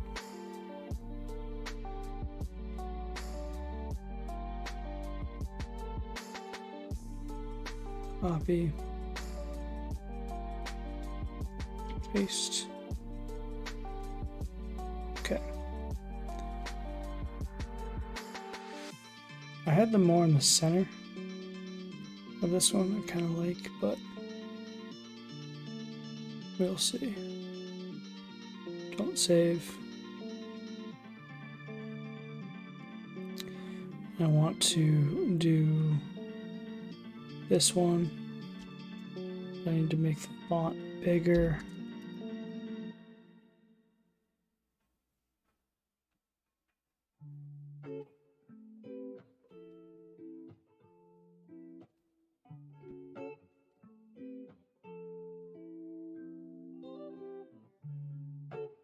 Kind of like there.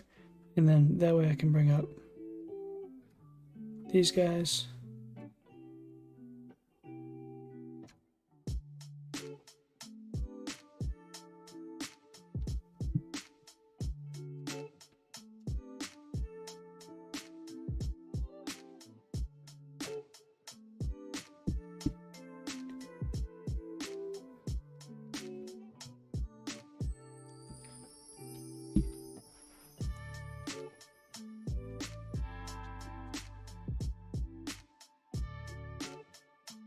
That's good.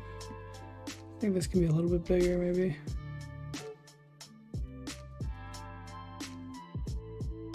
And then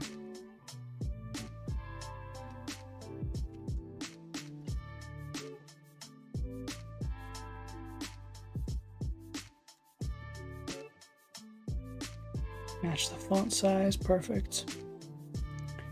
Okay.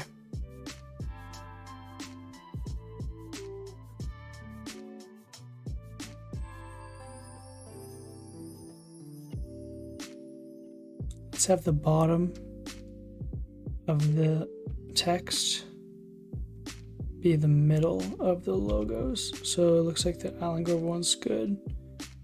Maybe this one can come up.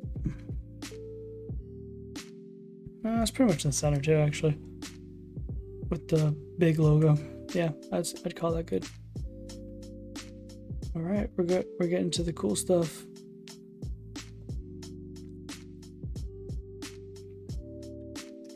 What do you think about that? With this little text here, maybe. 120 is this, so I'm going to change this.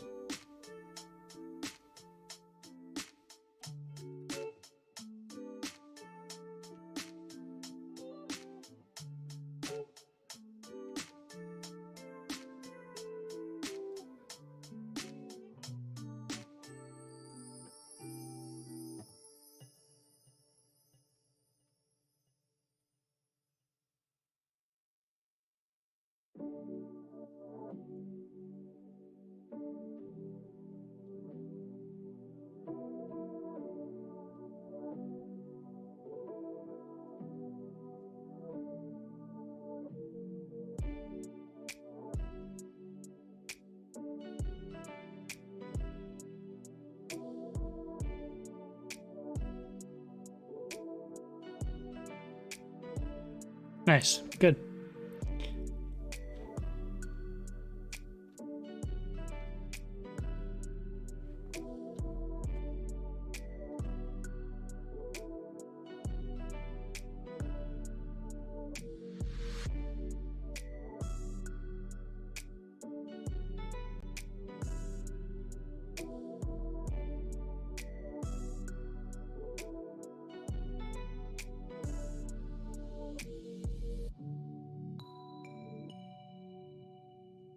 Trying to figure out the spacing too.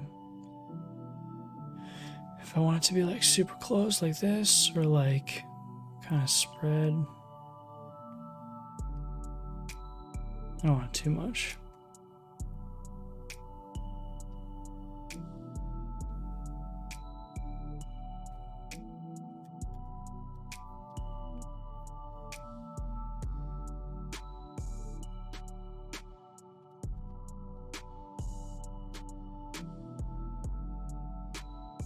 I think they're too far apart.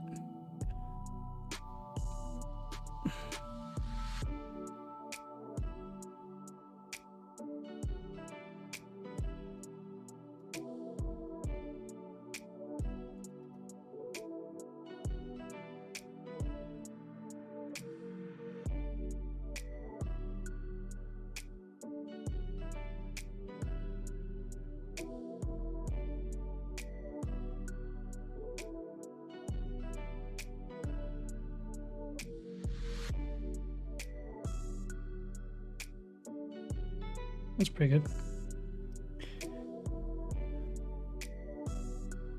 Save. All right, let's go back to maybe some color correcting and stuff. Now that we have a good base going, so I'm going to go back to my adjustment layer.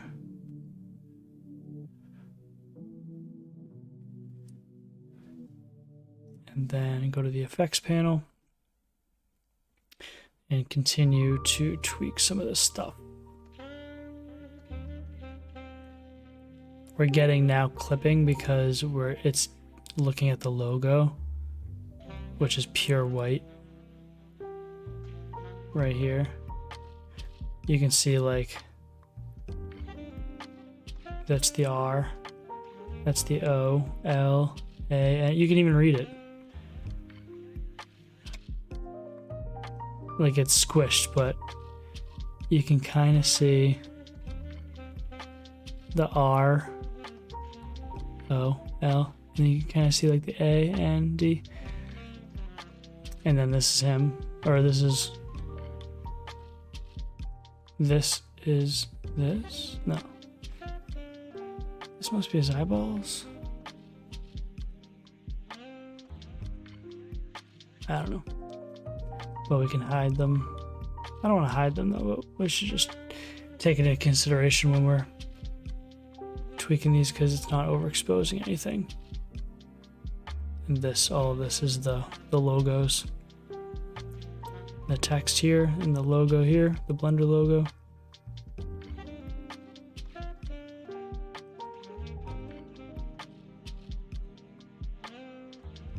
See? Oh, and then the text disappeared. So what we have to pay attention to is like this blob and this spike, but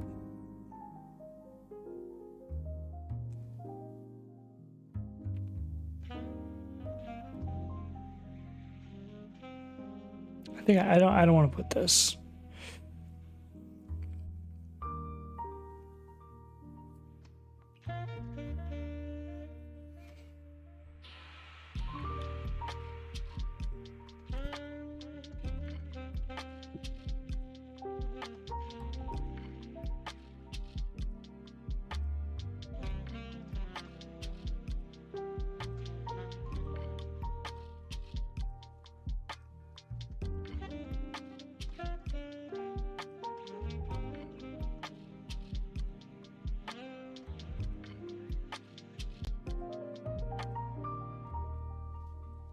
I guess let me try a version where I have some of it capitalized or whatever.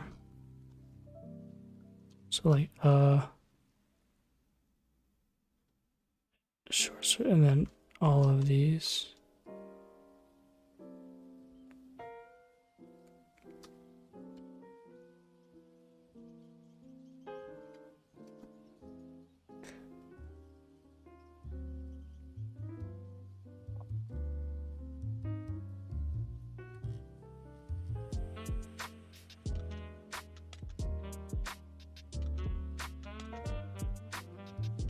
Like, so it's a capitalized version. I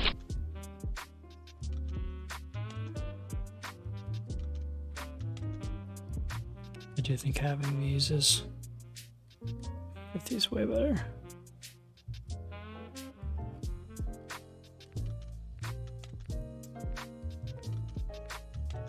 Guess that makes sense, right?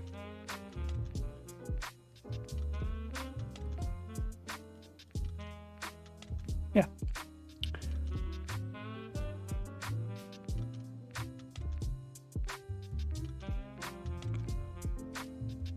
Nice. Okay, I like that better. We can always change it if we don't like it. Okay, let's tweak the... We don't want to overexpose anything, but...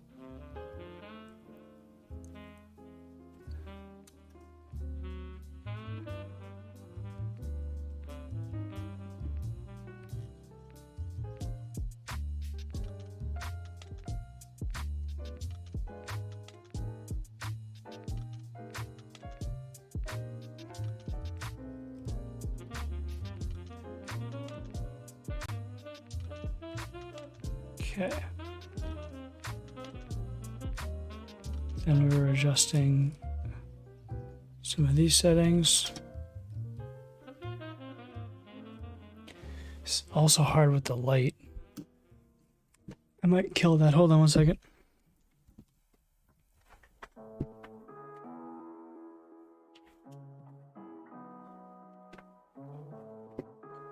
It's easy to color correct without that bright light,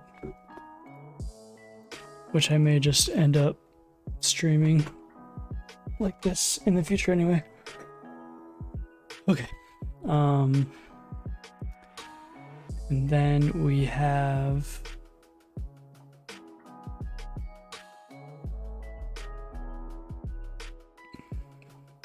let me fix this.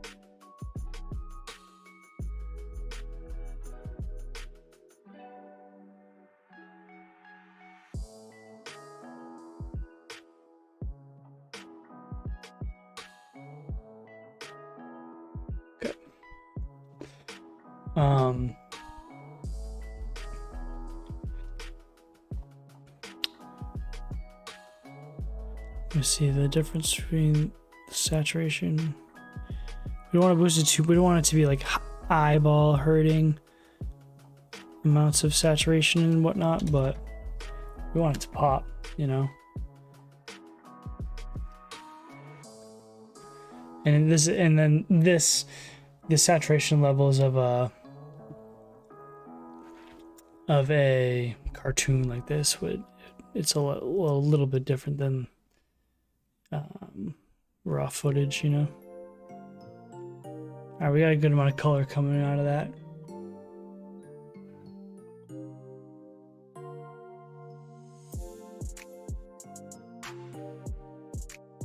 I don't want to mess with any LUTs or anything because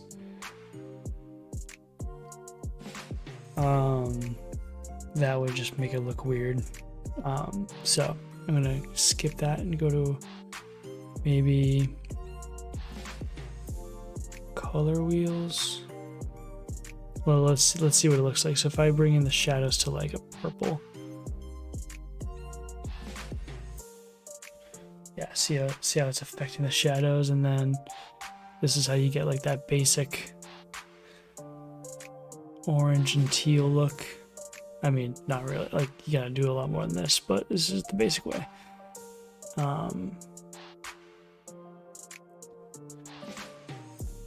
Like that, but unactive, active. No, it's like Valencia filter. It's like an Instagram filter. No bueno.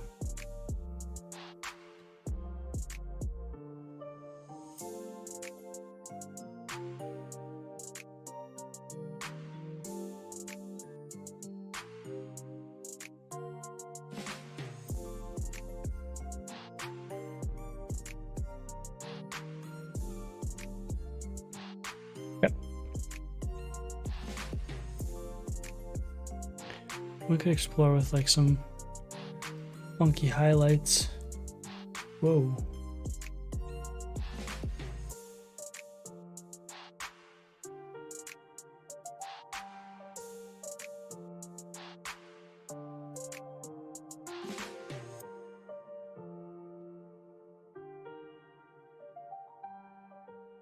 do this too much and my eyes are gonna go all crazy from like, I'm not gonna be able to really color correct this properly.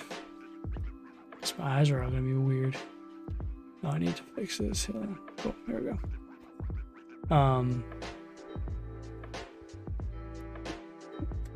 Let's see, put this light on. It's not doing enough.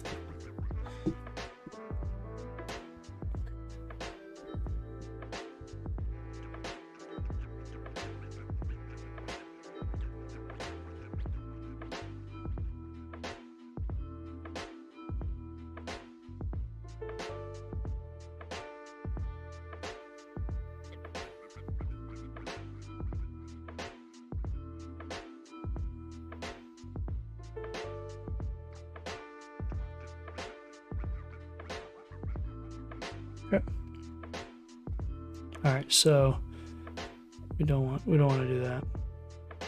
But maybe we can try to do is adjust these. So let me bring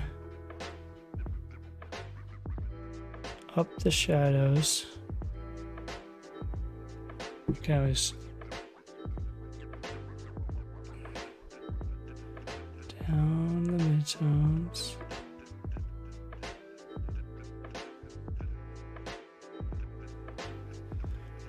Bring up the highlights a bit. Okay. Too much in the shadows.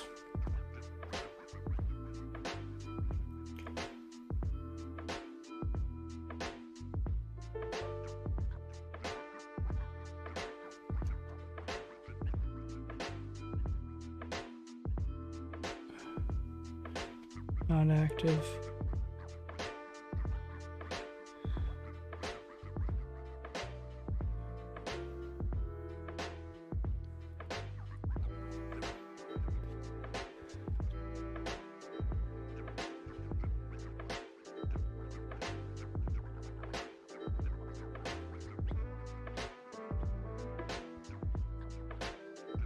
No, let's keep it. Let's not do that.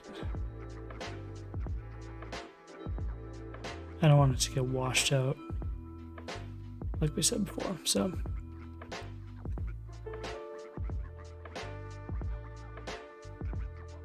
okay, moving on.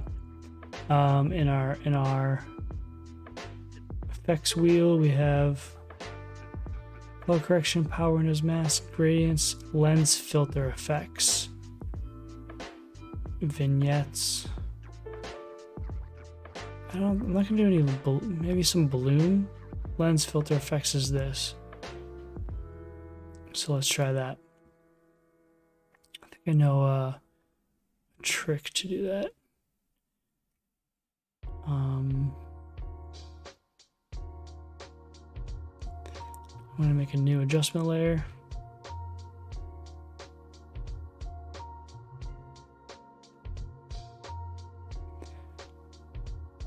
Call this one Bloom or Glare, I guess.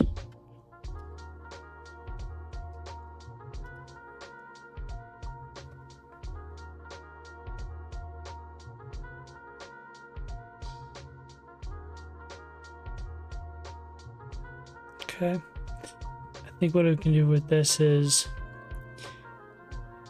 blur it out a lot. I think I'm gonna do is it fast blur? Not camera lens blur, that's pretty heavy. Fast box blur, like 100. Yep, something like that. Maybe not that much. Like that. How many iterations do I need?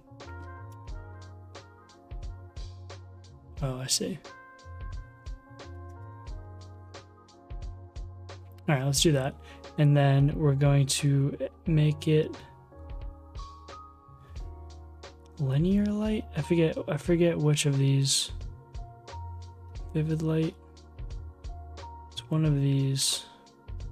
Hard light. No. Linear dodge.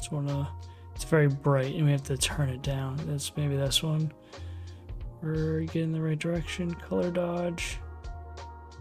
Close. Classic color dodge. Nope. Stuff. I don't think it's add or screen. No, well, maybe, but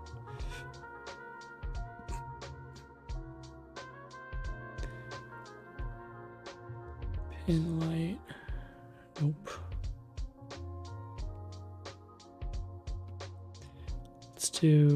Let's go back to these three. Linear dodge, classic color dodge, color dodge.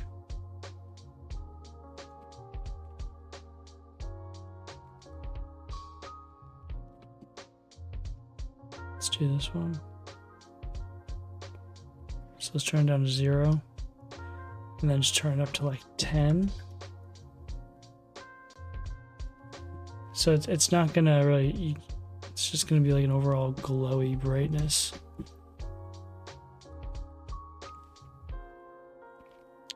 Maybe we can do the saturation less.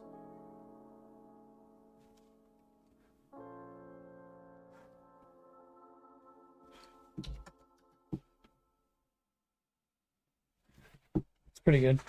Just a little bit of glow. Zoom in.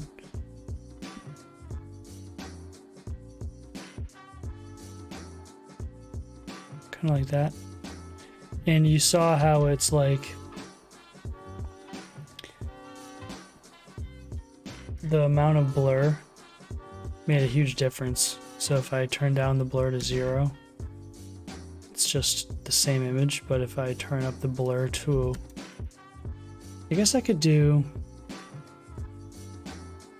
well, I'd have to do multiple.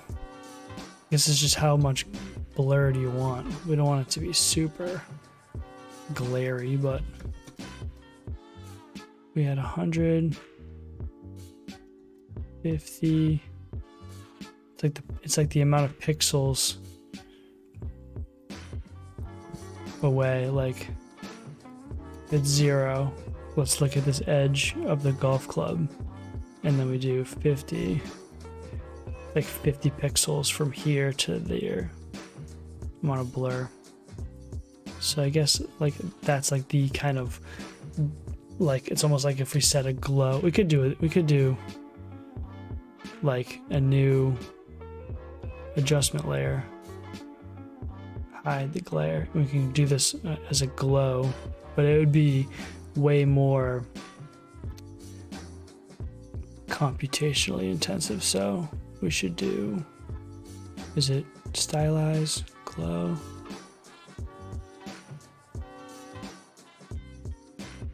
This is going to be set to add, but so like the glow radius set to 50. See, but this is giving you much more settings. Do the threshold at like 10. Whoa.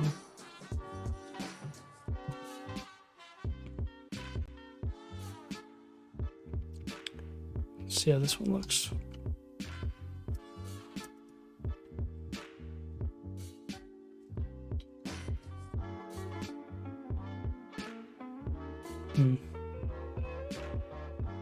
Too much.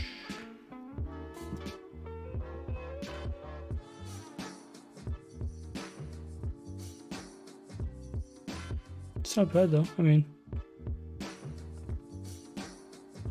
let's go back to our method before.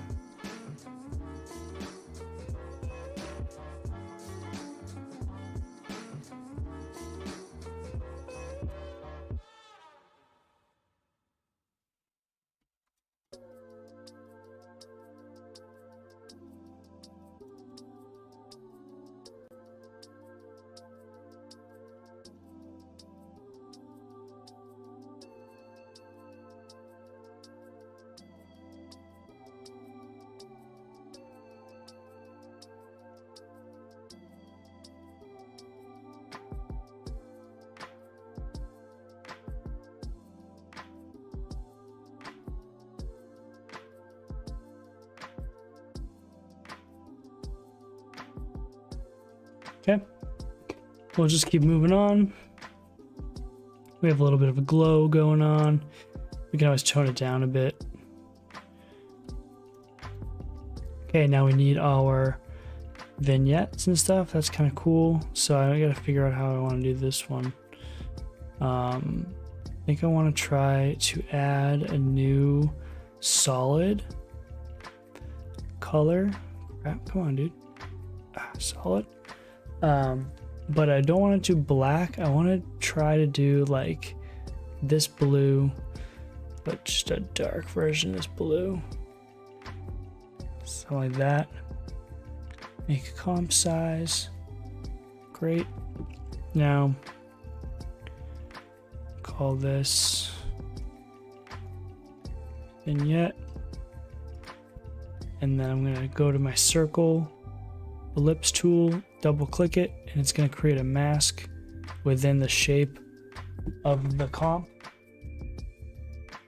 And then I'm going to go to my mask and do subtract.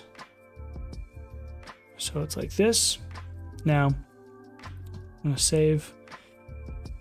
I'm going to go to my mask settings and select. I'm going to feather this a good amount.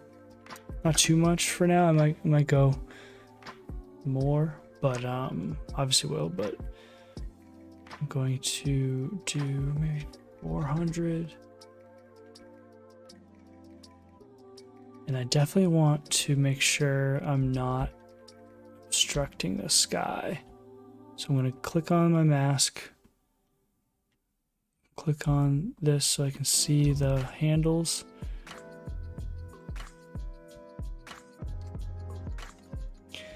And I'm going to take this one and I'm going to bring the handles out more. And I'm even going to go like this.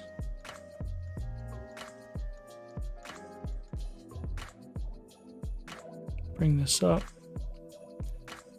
so it's more of like a guitar pick shape, so we're not really affecting too much of the sky. We don't want to darken the sky.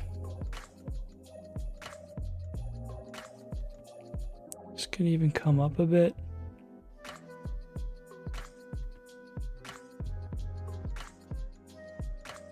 I want to do a little bit of the sky. Maybe.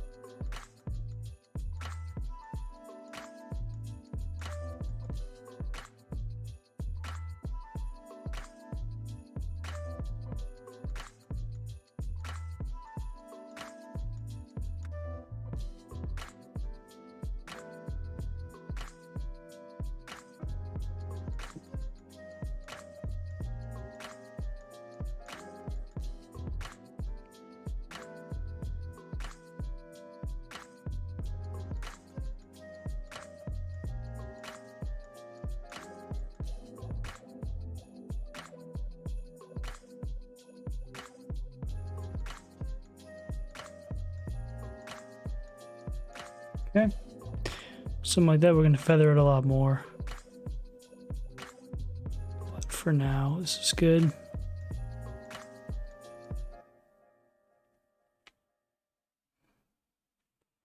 Cool. Zoom back in.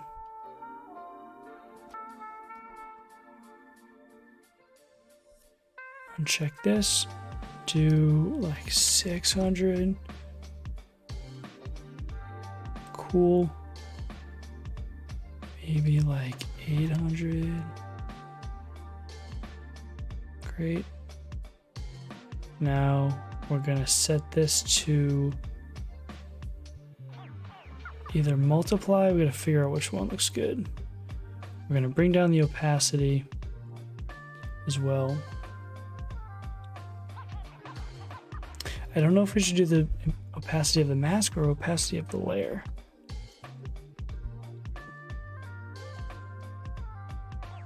Okay, that's 50%. Well, let's do 80%. Okay, 80% of the mask. Now let's do the layer itself.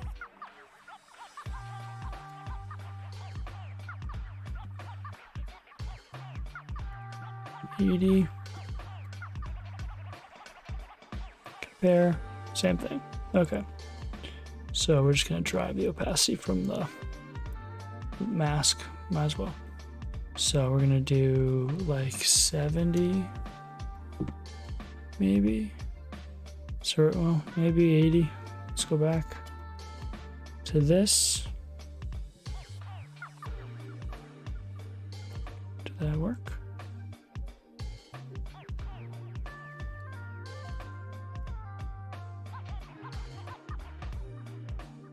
Let's drive up this again.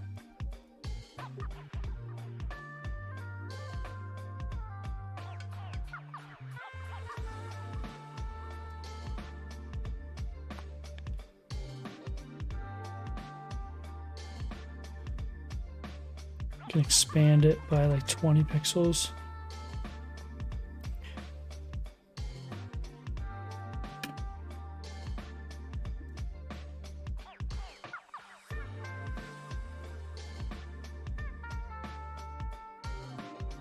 Good to see it in like the smaller view because it's easier to get the overall. All right, so that's looking pretty good. I might, instead of doing this, move the points around. Let's do 0 on that, and let's go back, move these points. Maybe this can be like here, this can be there. Smooth this out and raise this guy. But I will bring these into where the corners are. Raise this up, because we're just making it a little bit more refined of the shape.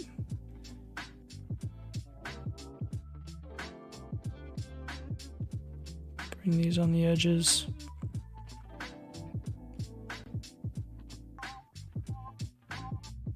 I want these round. I want all the shadows to be kind of rounded. I don't want it to be pointy.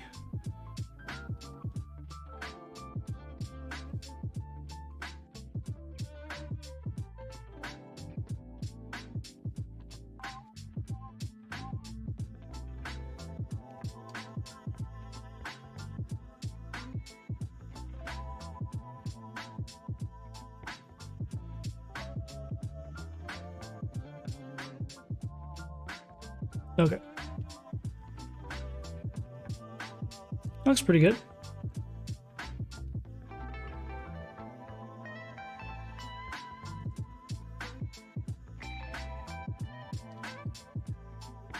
Getting a nice overall focus in the center here.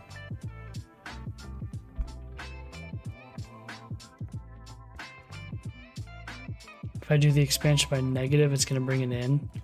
I think if I do negative 500, it's going to make it much smaller. Let's see. So we can mess around with even that. See what works, see what looks good. 0, negative 100 maybe. Nah.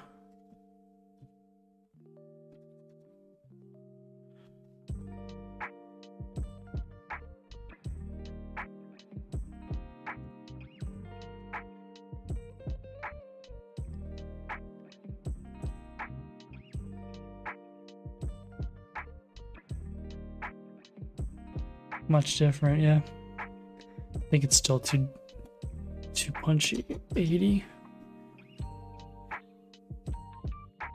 We can also, you know what, before we do that, let's bring it back to 100. There's some other settings here we could do. We could try classic color burn. Nope. I think linear burn is pretty good. Yeah, we're losing the color though. Overlay. Nope. Linear light? No. Nope. Hard light? Nah. Just do multiply.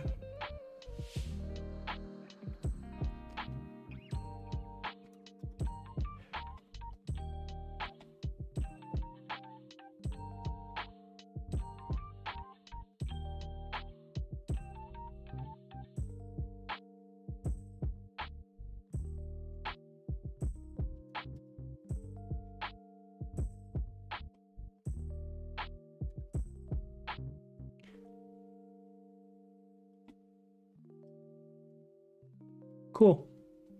This is good.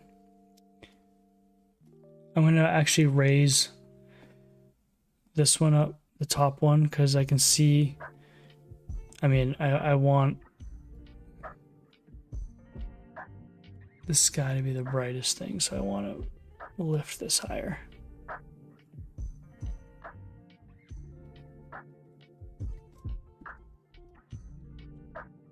Like that.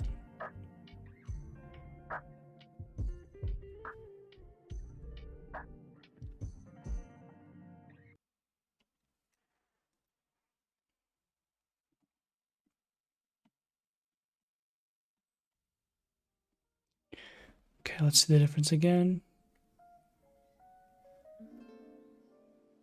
Yeah, see how we're not getting, it's kind of like a horseshoe. It's kind of like this. We're not getting the darkness show up on this top edge when I toggle on and off, see? That's good. We're gonna go negative 100, try this again. Yeah. It's kind of darkening the trees and the grass and everything around them. Nice. Maybe 75.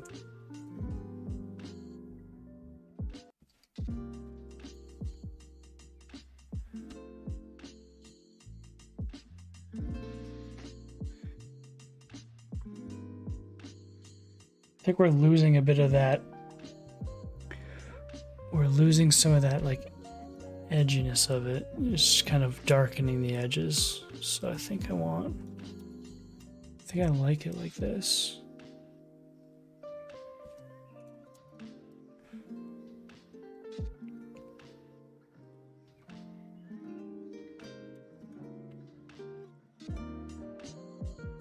Yeah.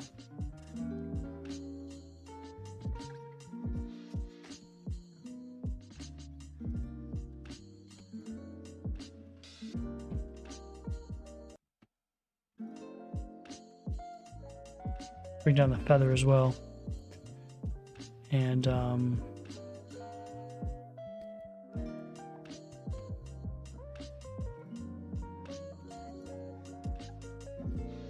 just tweaking these values to make it just so. Does it look so far? What do you think?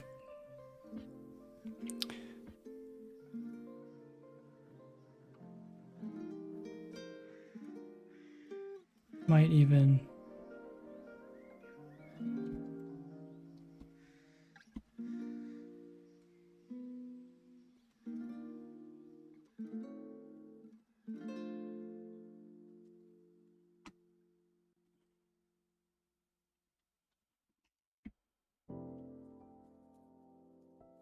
okay.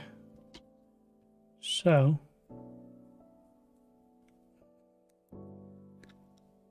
this is pretty good. I'm liking this. This is good. With the glare.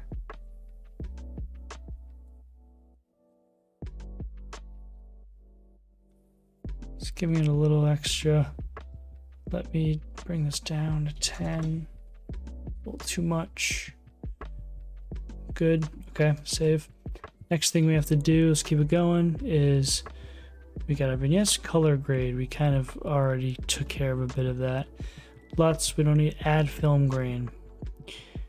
And then the last one is the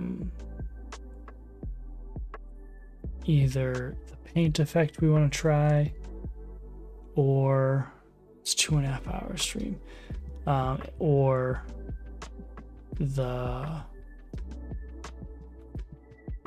yeah, I think we'll see if we have time. Anyway, save, and then we want to go and add another above vignette. We want to add a layer, new adjustment layer, calling this one grain. This one adds a lot of comp time, so I'm just gonna do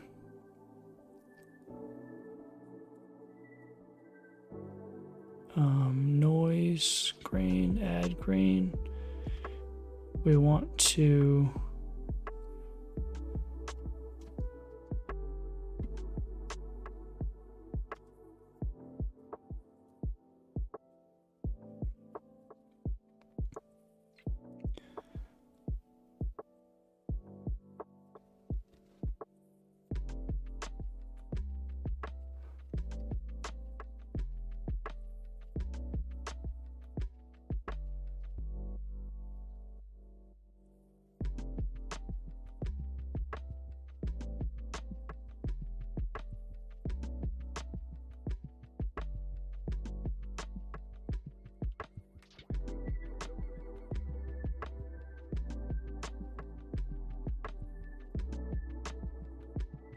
it's hard to tell with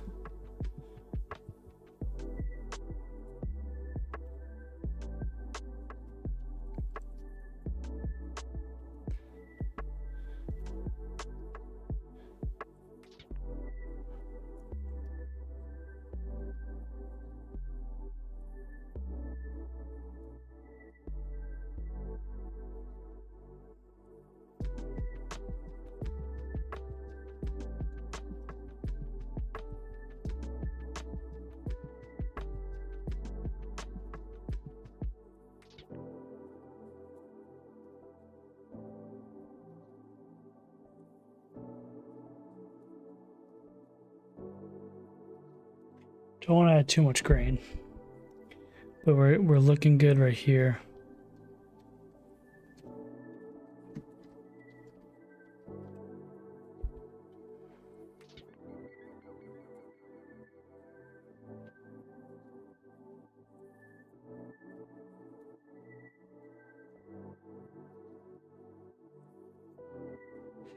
So I'm gonna do this size down, maybe.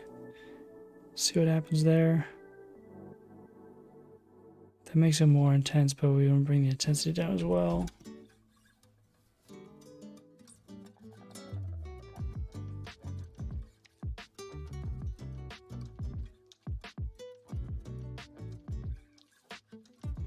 Resize 0.75.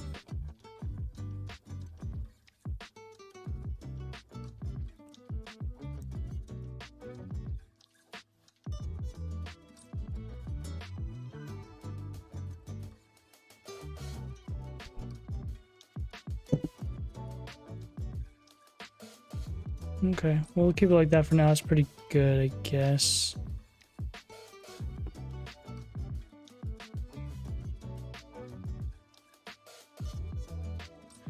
Only difference is the intensity. Maybe just intensity down to 0.5.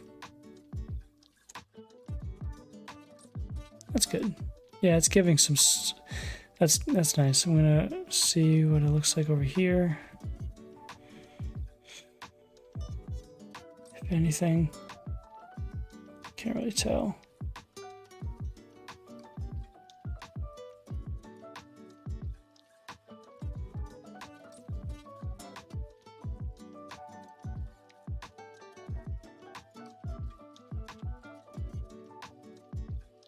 Can't even tell in this little area.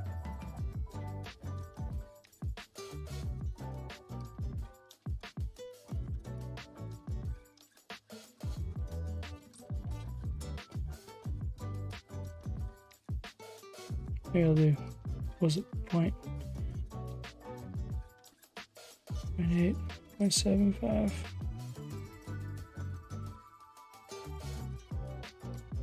Okay. Cool. I'll switch that to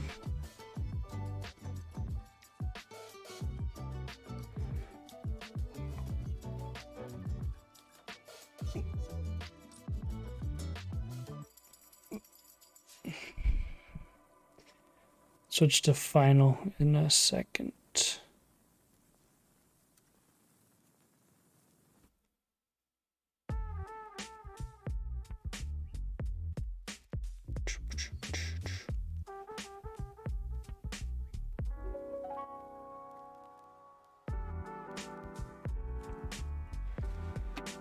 All right, and then the last thing we gotta do is, well, not the last thing, but I'm definitely not gonna get to the paint effect tonight. Maybe I'll be back on tomorrow night. But last thing we're gonna do is some chromatic aberration, which is kind of like sharpen, soften. Good last step in the chain. So I don't know. Actually, I don't know if well, we'll see. Chromatic aberration happens, yeah, after grain, because it's like the output of the TV source. That's what it is, I think. So new adjustment layer. Call this RGB split. All of these adjustment layers, I'm going to label them yellow just so I can see them better. Okay, RGB split. I go to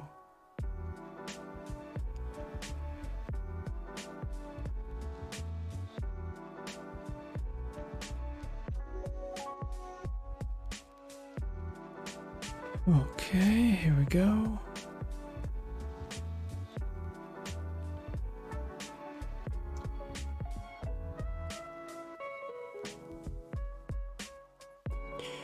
This won't be able to, you won't be able to tell everywhere either. It's a very subtle effect.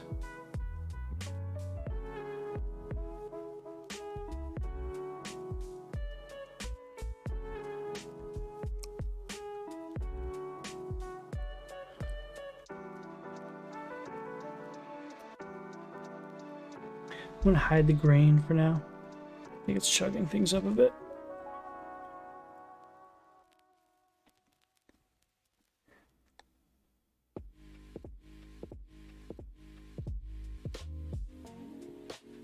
It's looking good, pretty good though.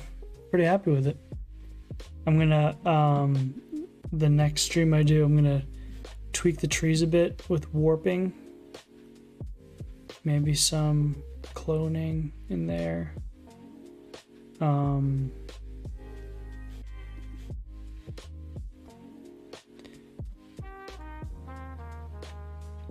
But we'll see.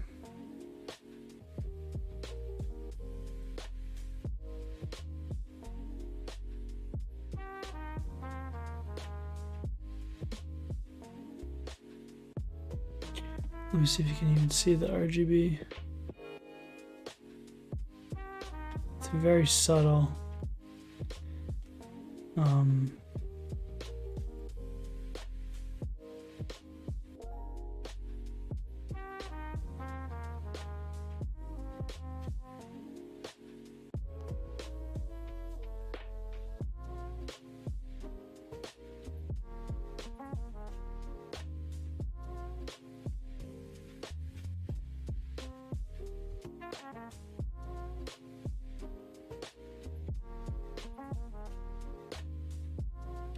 Turn up a lot. We turn up to like 2. You can see it.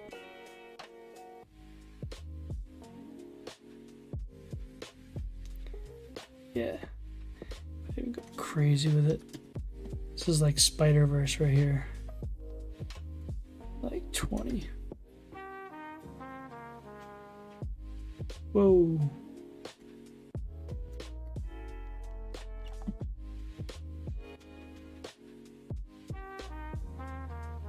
But if I do, let's change these colors maybe.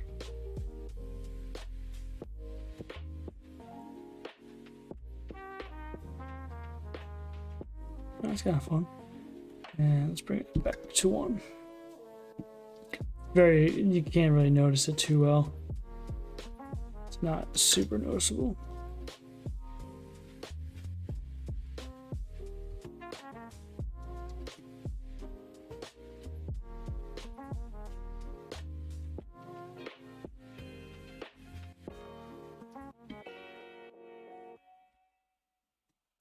I think I need to raise the logo up more.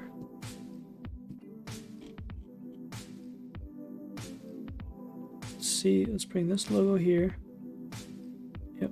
And then I'm also going to make sure it's aligned. Scooch it this way.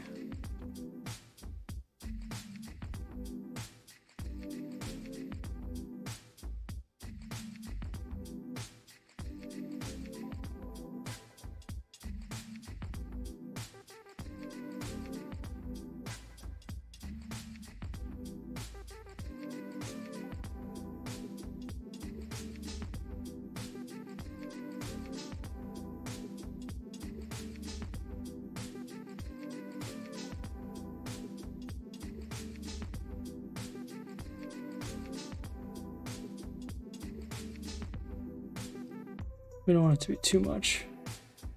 Slide over this way. Slide it up.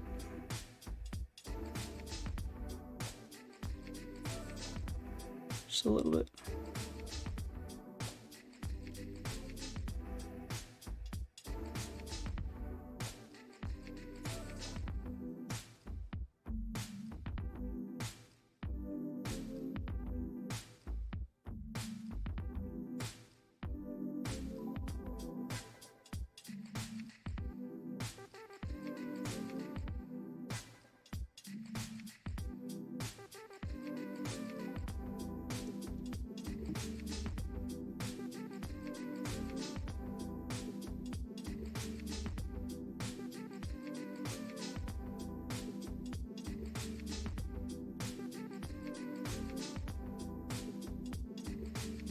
What is it normally? 13 to 15 I have it right now. What is it normally?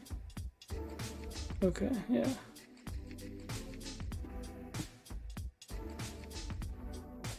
Great. Okay. So let me turn back on all of our effects.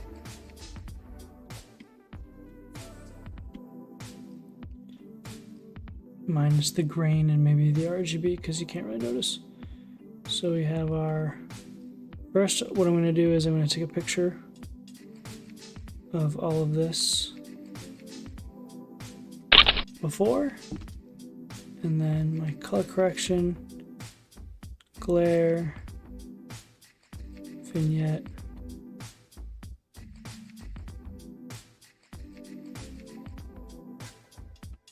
I guess I'll try this, grain.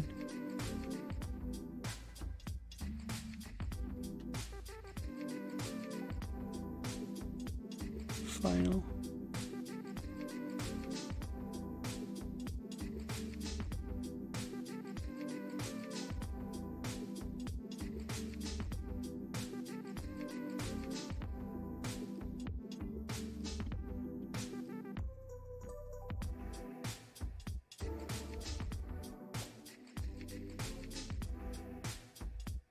Because it's at quarter resolution, the toggling back and forth of the RGB split makes a huge difference in this. Oops. But in the final full res version, it's not as noticeable. All right, so let's go see the before and after. Before, after.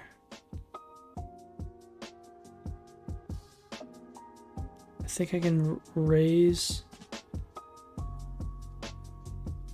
this back.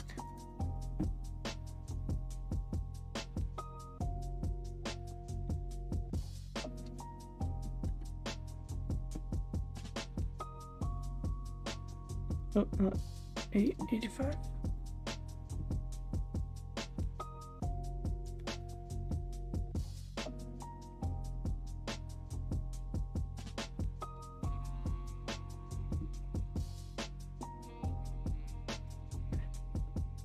Very cool.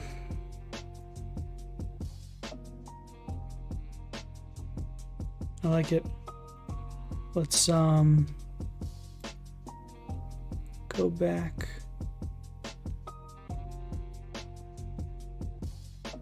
Yeah, that really blends in too much, huh? I guess I can try to do like a layer new solid white comp size.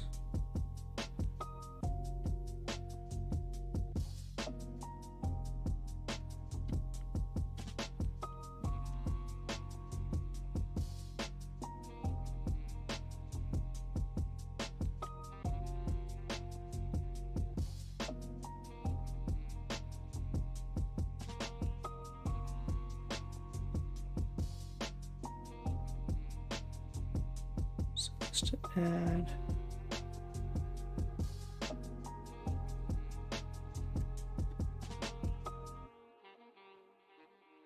try to make like a big sunburst behind the logo maybe.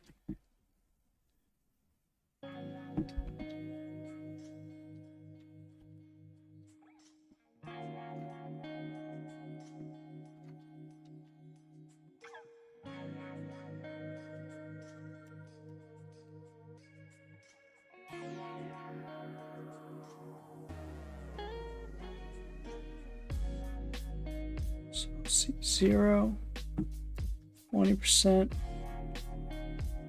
Oh, that's even worse. 50.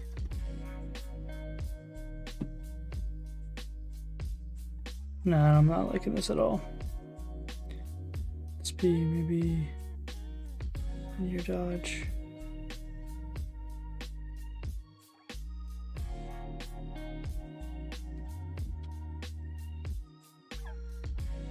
No, not at all. Yep.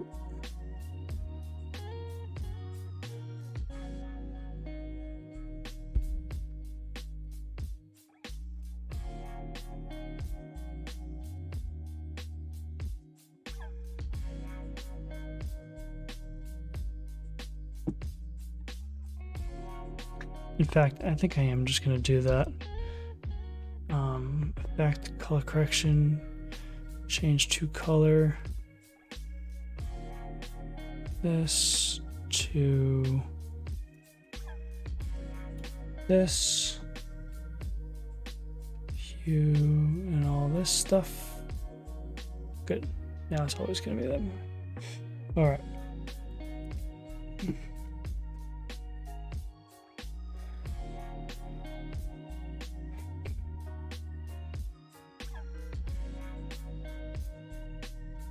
I'm gonna try one thing with warping to see if I can get it working.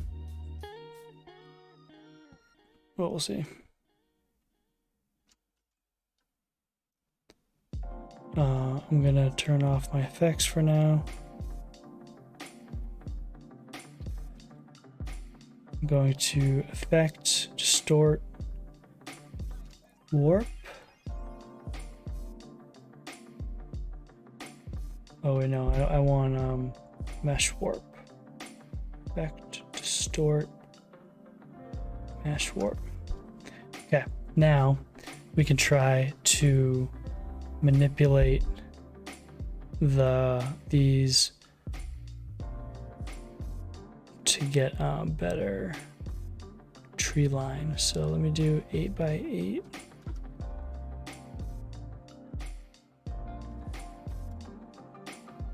Maybe 12 rows.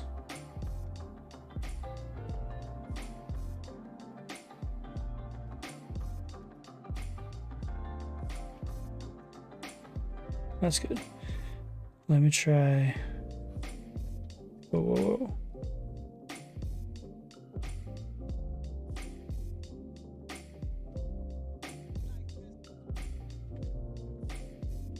Now let's do 8 by 6. Like that.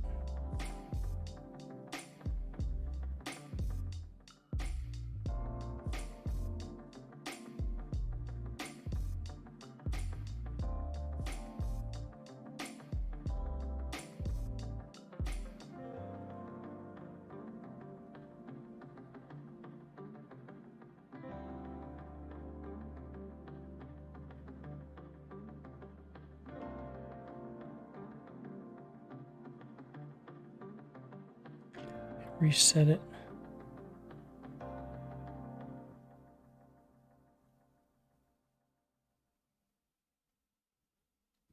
That.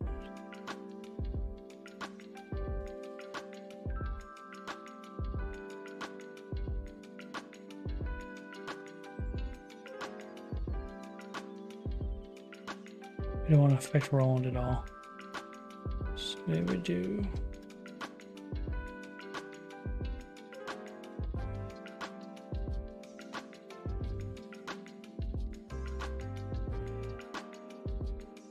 We can fix that with the dodge. Or cloning, whatever. Don't want to affect the club. So that's bad. This is where we might get into the layers.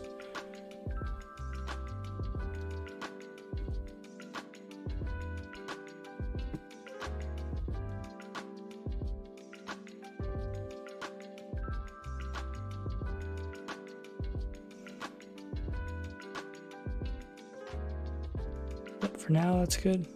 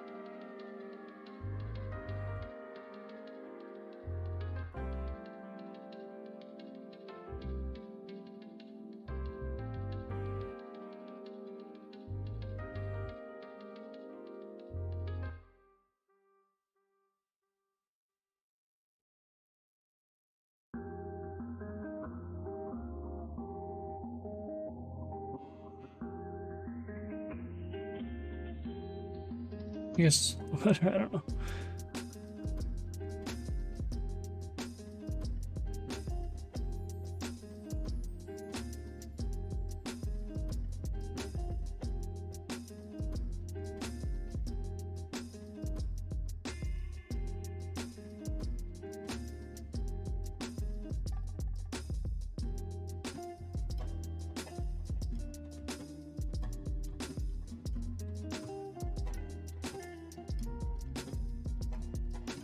I think it actually gives too much negative space on the left. Well, if I take the logo. Hey, what up, Nick? What's going on, dude? Hey, Ben, man. Been a while. Okay, that's bringing it back to center.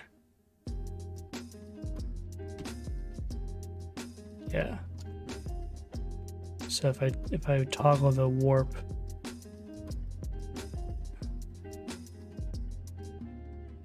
Okay, great. That's good. I like that. Bring back our effects.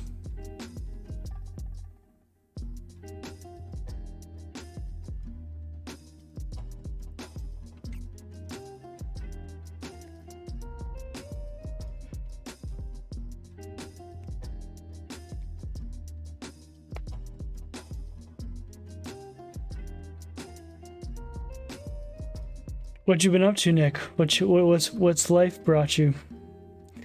Where are you located these days? Are you still in Maine?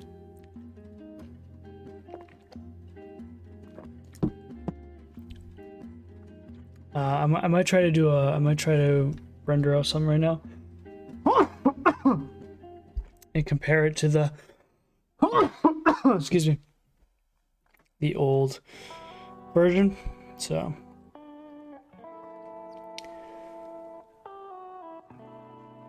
Missouri, nice, sick, dude. Yeah, let me know when you're back over here. We'll catch up. Yeah, awesome, dude. Glad to hear that things are going well. Let me know. Yeah, hit me up if when you are back this way. We'll grab a beer. But yeah, we're working on. I remember I showed you this project so long ago, but now we're finally making it because I've been working in Blender for all these years since we last talked, so we're getting it going.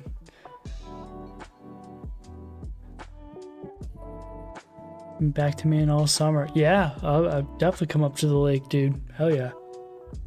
Let's make it happen. Yeah, just working. Yeah, work's been alright.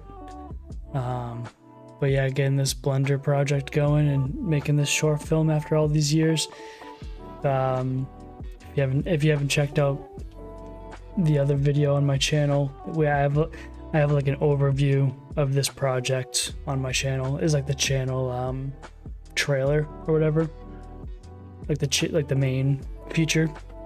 So check that out if you haven't seen it already, and it gives more backstory into the project. And but this right now we're making the post. This isn't the official movie poster. When the movie is done, we'll put together the final like actual movie poster. I want to include the other characters in the shot too. So, but for now, we don't have those guys built yet. So for now, we're just gonna get this one printed, and I'm gonna hang it in the office for inspiration. So it's going good. Cool, man. Appreciate your support. It's good to hear from you too. Glad to hear things are going well. Okay, so this composition is just one frame. So if I just render out this, it'll just be a picture. So let me try that and see the difference of the other one.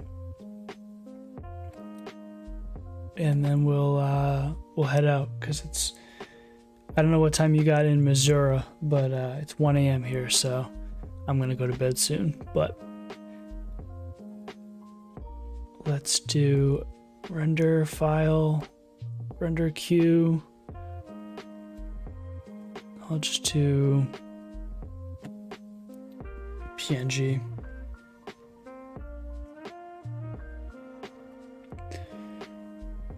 PNG sequence. Even though it's just a frame, it'll be. Let's see. Movie poster. I'm still gonna export this as a draft because I like to put the final file in the final folder. So I'm gonna call this B8. Save. Let me make sure all the things are on. RGB is on. Grain. Vignette. Glare. Color correction. Okay. Great. Render.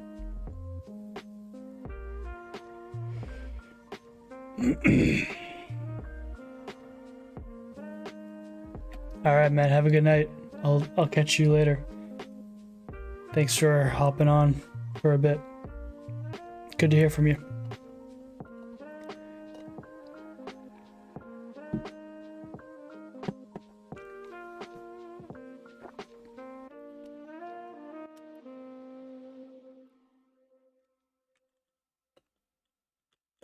It's only one frame, but it's gonna take forever to render.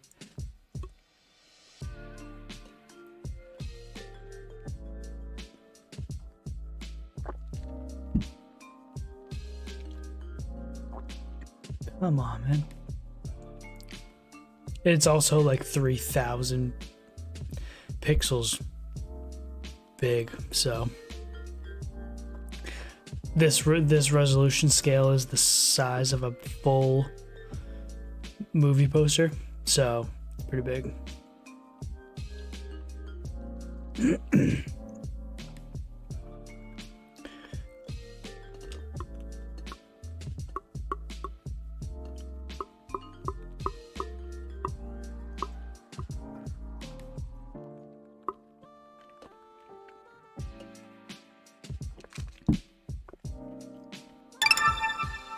Here we go. File, save. All right, let's see the comparison.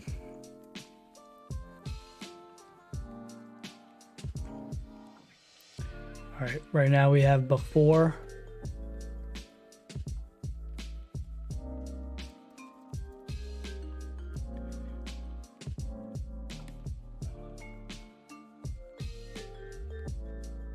Okay. Before, moment of truth, drum roll. Boom.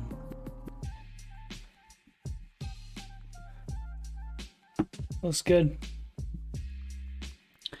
I think the chromatic aberration is too much. You can see it. See how when we render it, we're getting the green, we're getting the RGB split, we're getting the pink, the magenta, the yellow, and the cyan split. It's a little too much. You can tell it's kind of too much, but it's pretty good. I think I can tone down the vignette as well. I'm gonna do that. Also gonna relabel this one 7.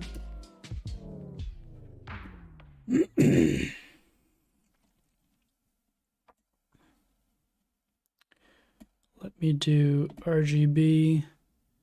I'll do 1. I'll do 1.2. And then vignette 70.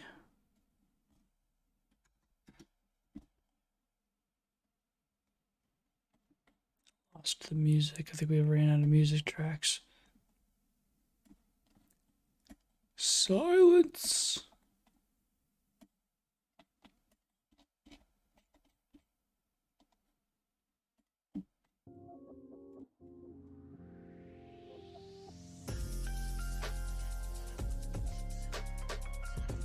Okay.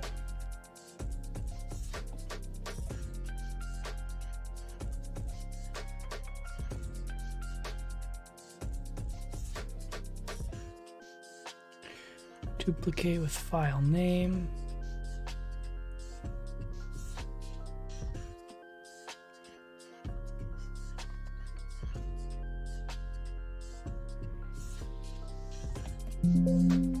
Oh, it's up here.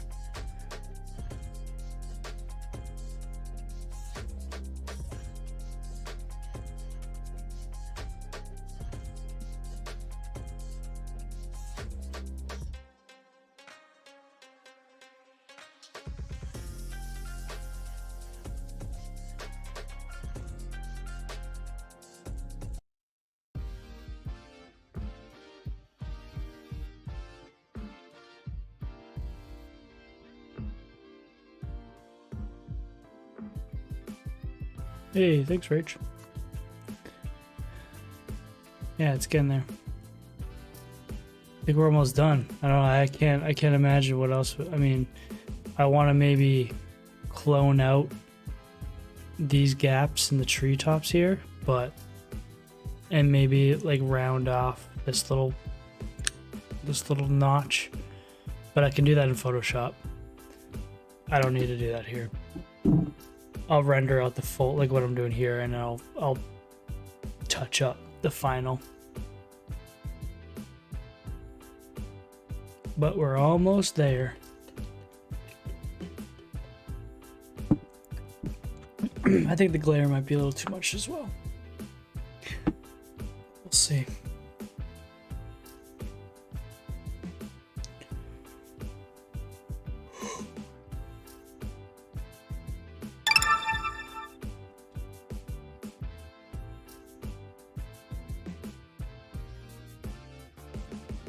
Okay. We've got this is two before. This is yes. I'm always starting with like last times. All right. Then we got A, B. Yeah, I like the vignette better on this one. Well, no, I like it better there, but let me go back and switch it back to 80. And then expand it by 5.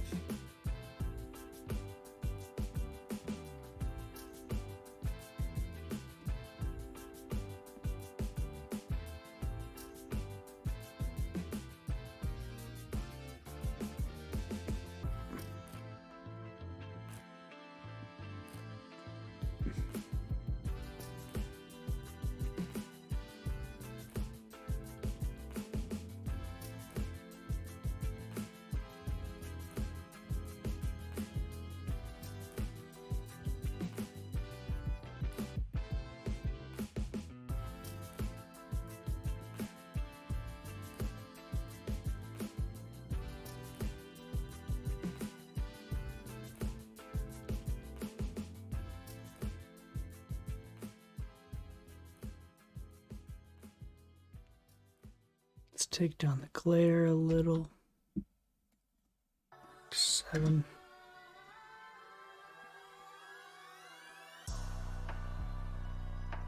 Maybe turn up the grain a little. 0.8. Maybe it's not rendering. We'll see. Okay.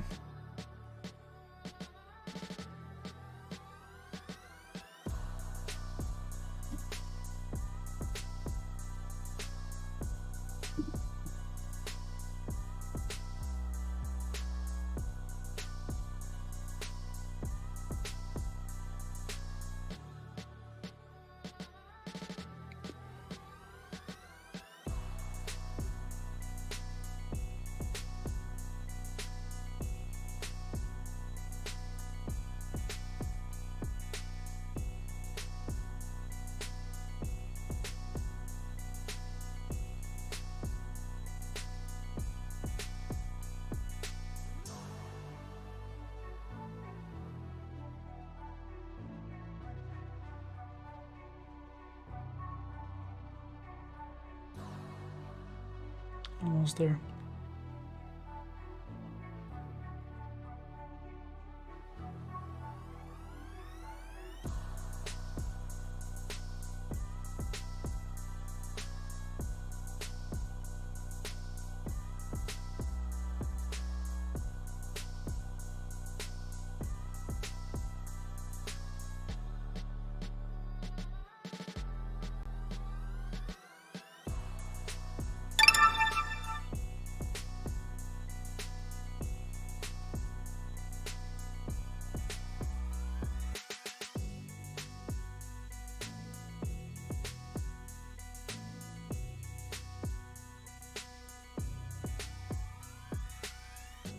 Okay.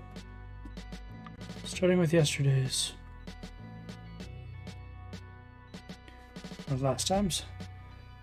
A, B. Very subtle. Let's zoom in.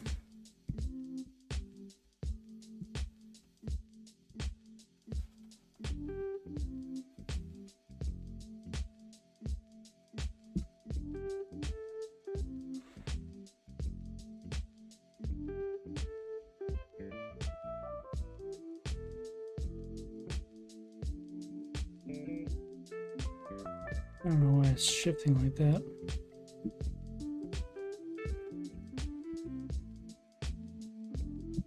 So we're getting the grain in the background.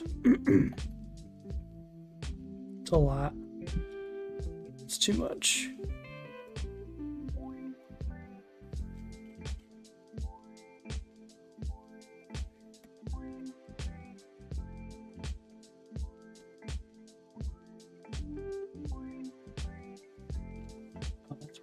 switching between.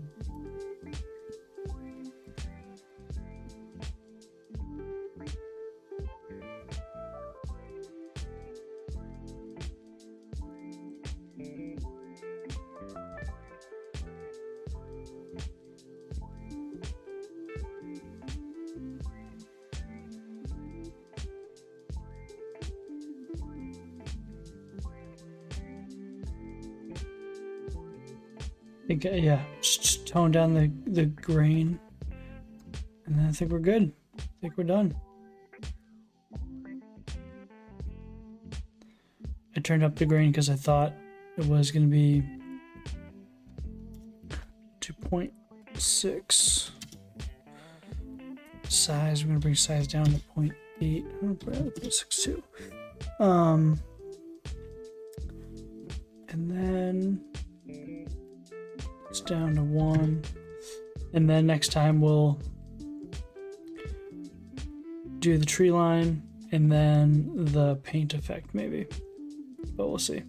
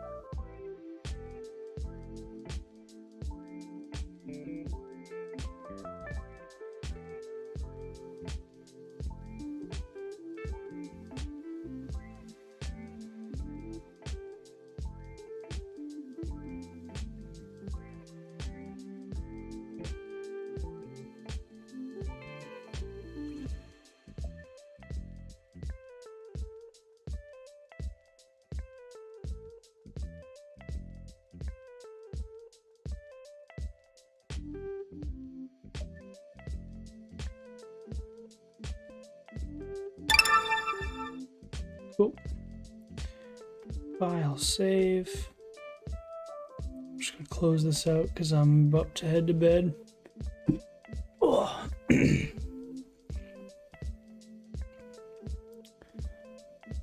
Check out last time's render. A, B, very subtle, but better. I can't decide, man. I'm so indecisive. This one is a bit more contrasted with the vignette and the punchiness of the glare. This one's a little bit more subtle, but I mean, Jesus.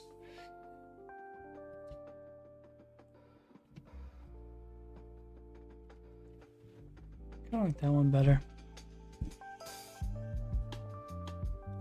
Okay. Good stuff.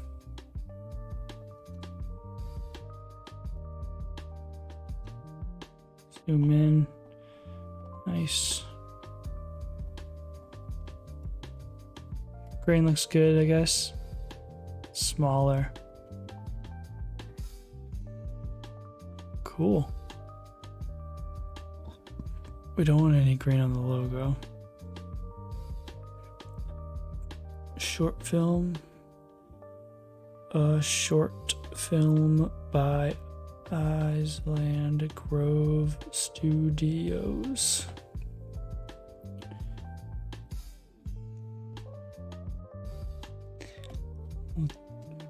Take a walk down the whole process real quick before we head out. First initial concept.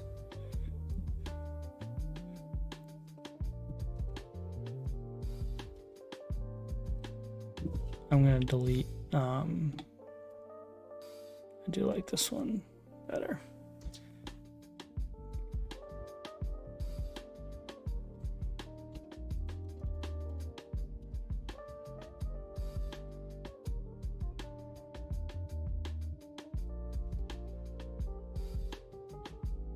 From start to finish.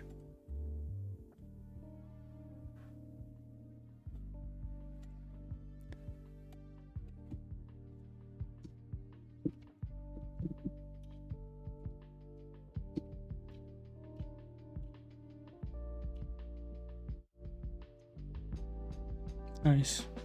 I think we're getting good, decent contrast with the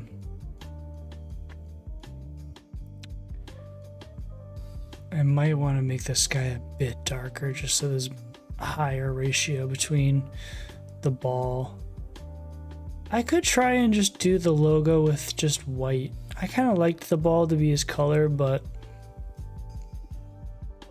I could just try white and this is transparent. But then again, this is white because it's a highlight, so.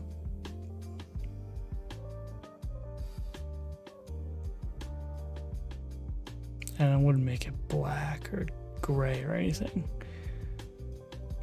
But anyway, pretty good. Pretty happy with it. Took us a lot of iterations to get to where we are. I think we worked on this for about over a month. But it was a good exercise in creating some of the environment and getting the composition down, some of our props. So overall, definite plus.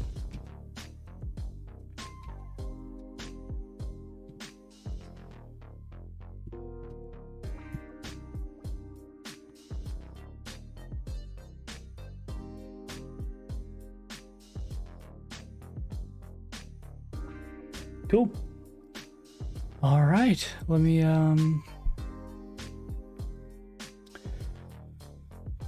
thank you guys so much for joining. Thanks, Rach, for sticking around. Looks awesome. Can't wait to see it in printed. I know it's gonna be really cool to see it printed. It's gonna be really fun to see it hanging up on the wall. I might move some things around in here. I might put it right here next to me. Right here. So when I go to this full screen shot, it'll be like right there. Right over here. So it could be cool. But anyway, let me go back to this so you can see it. But thank you for joining. Yeah, next time what we'll try to do is maybe, we're going to take this into Photoshop. Maybe go back into After Effects and tweak a little of the glare or the vignette, but I think it's fine the way it is. I like it. But Photoshop, we can clone a little bit of these, make this a little bit nicer. Definitely this right. It doesn't have to be perfect circle. I like how it's kind of bumpy, like it's got these bumps, but this one right here is definite. Needs to be fixed. And then these ones, I need to fill in kind of these gaps here. And then maybe I want to work. I want to work on this. I want this line to be the club, like from here. So I want to get rid of the trees, but I'm gonna have to figure out. I'm gonna have to go back in After Effects and fix that because this is one layer. I'm not gonna be able to clone that out. So I might try and finesse that in After Effects, and maybe, yeah, this looks like duplicates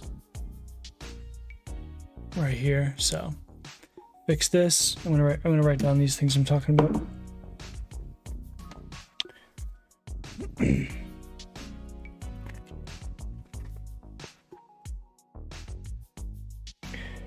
Okay. I'm gonna put down at the bottom vignette and a question mark because I'm not sure if I want to mess with that. I want to fix the tree line.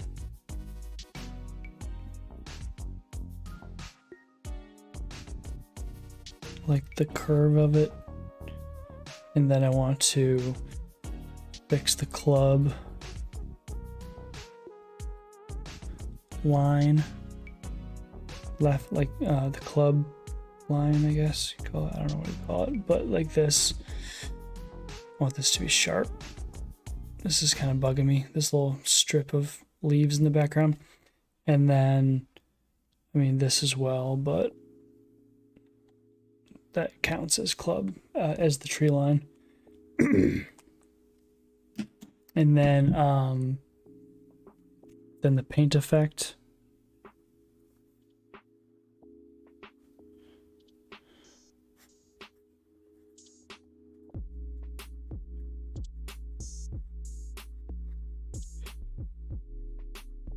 And then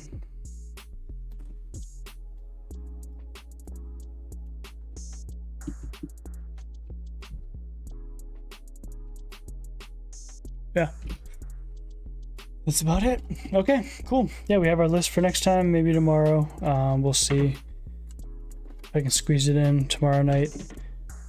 But I appreciate you joining. Thank you for tuning in, and I'll see you guys next time. Peace out.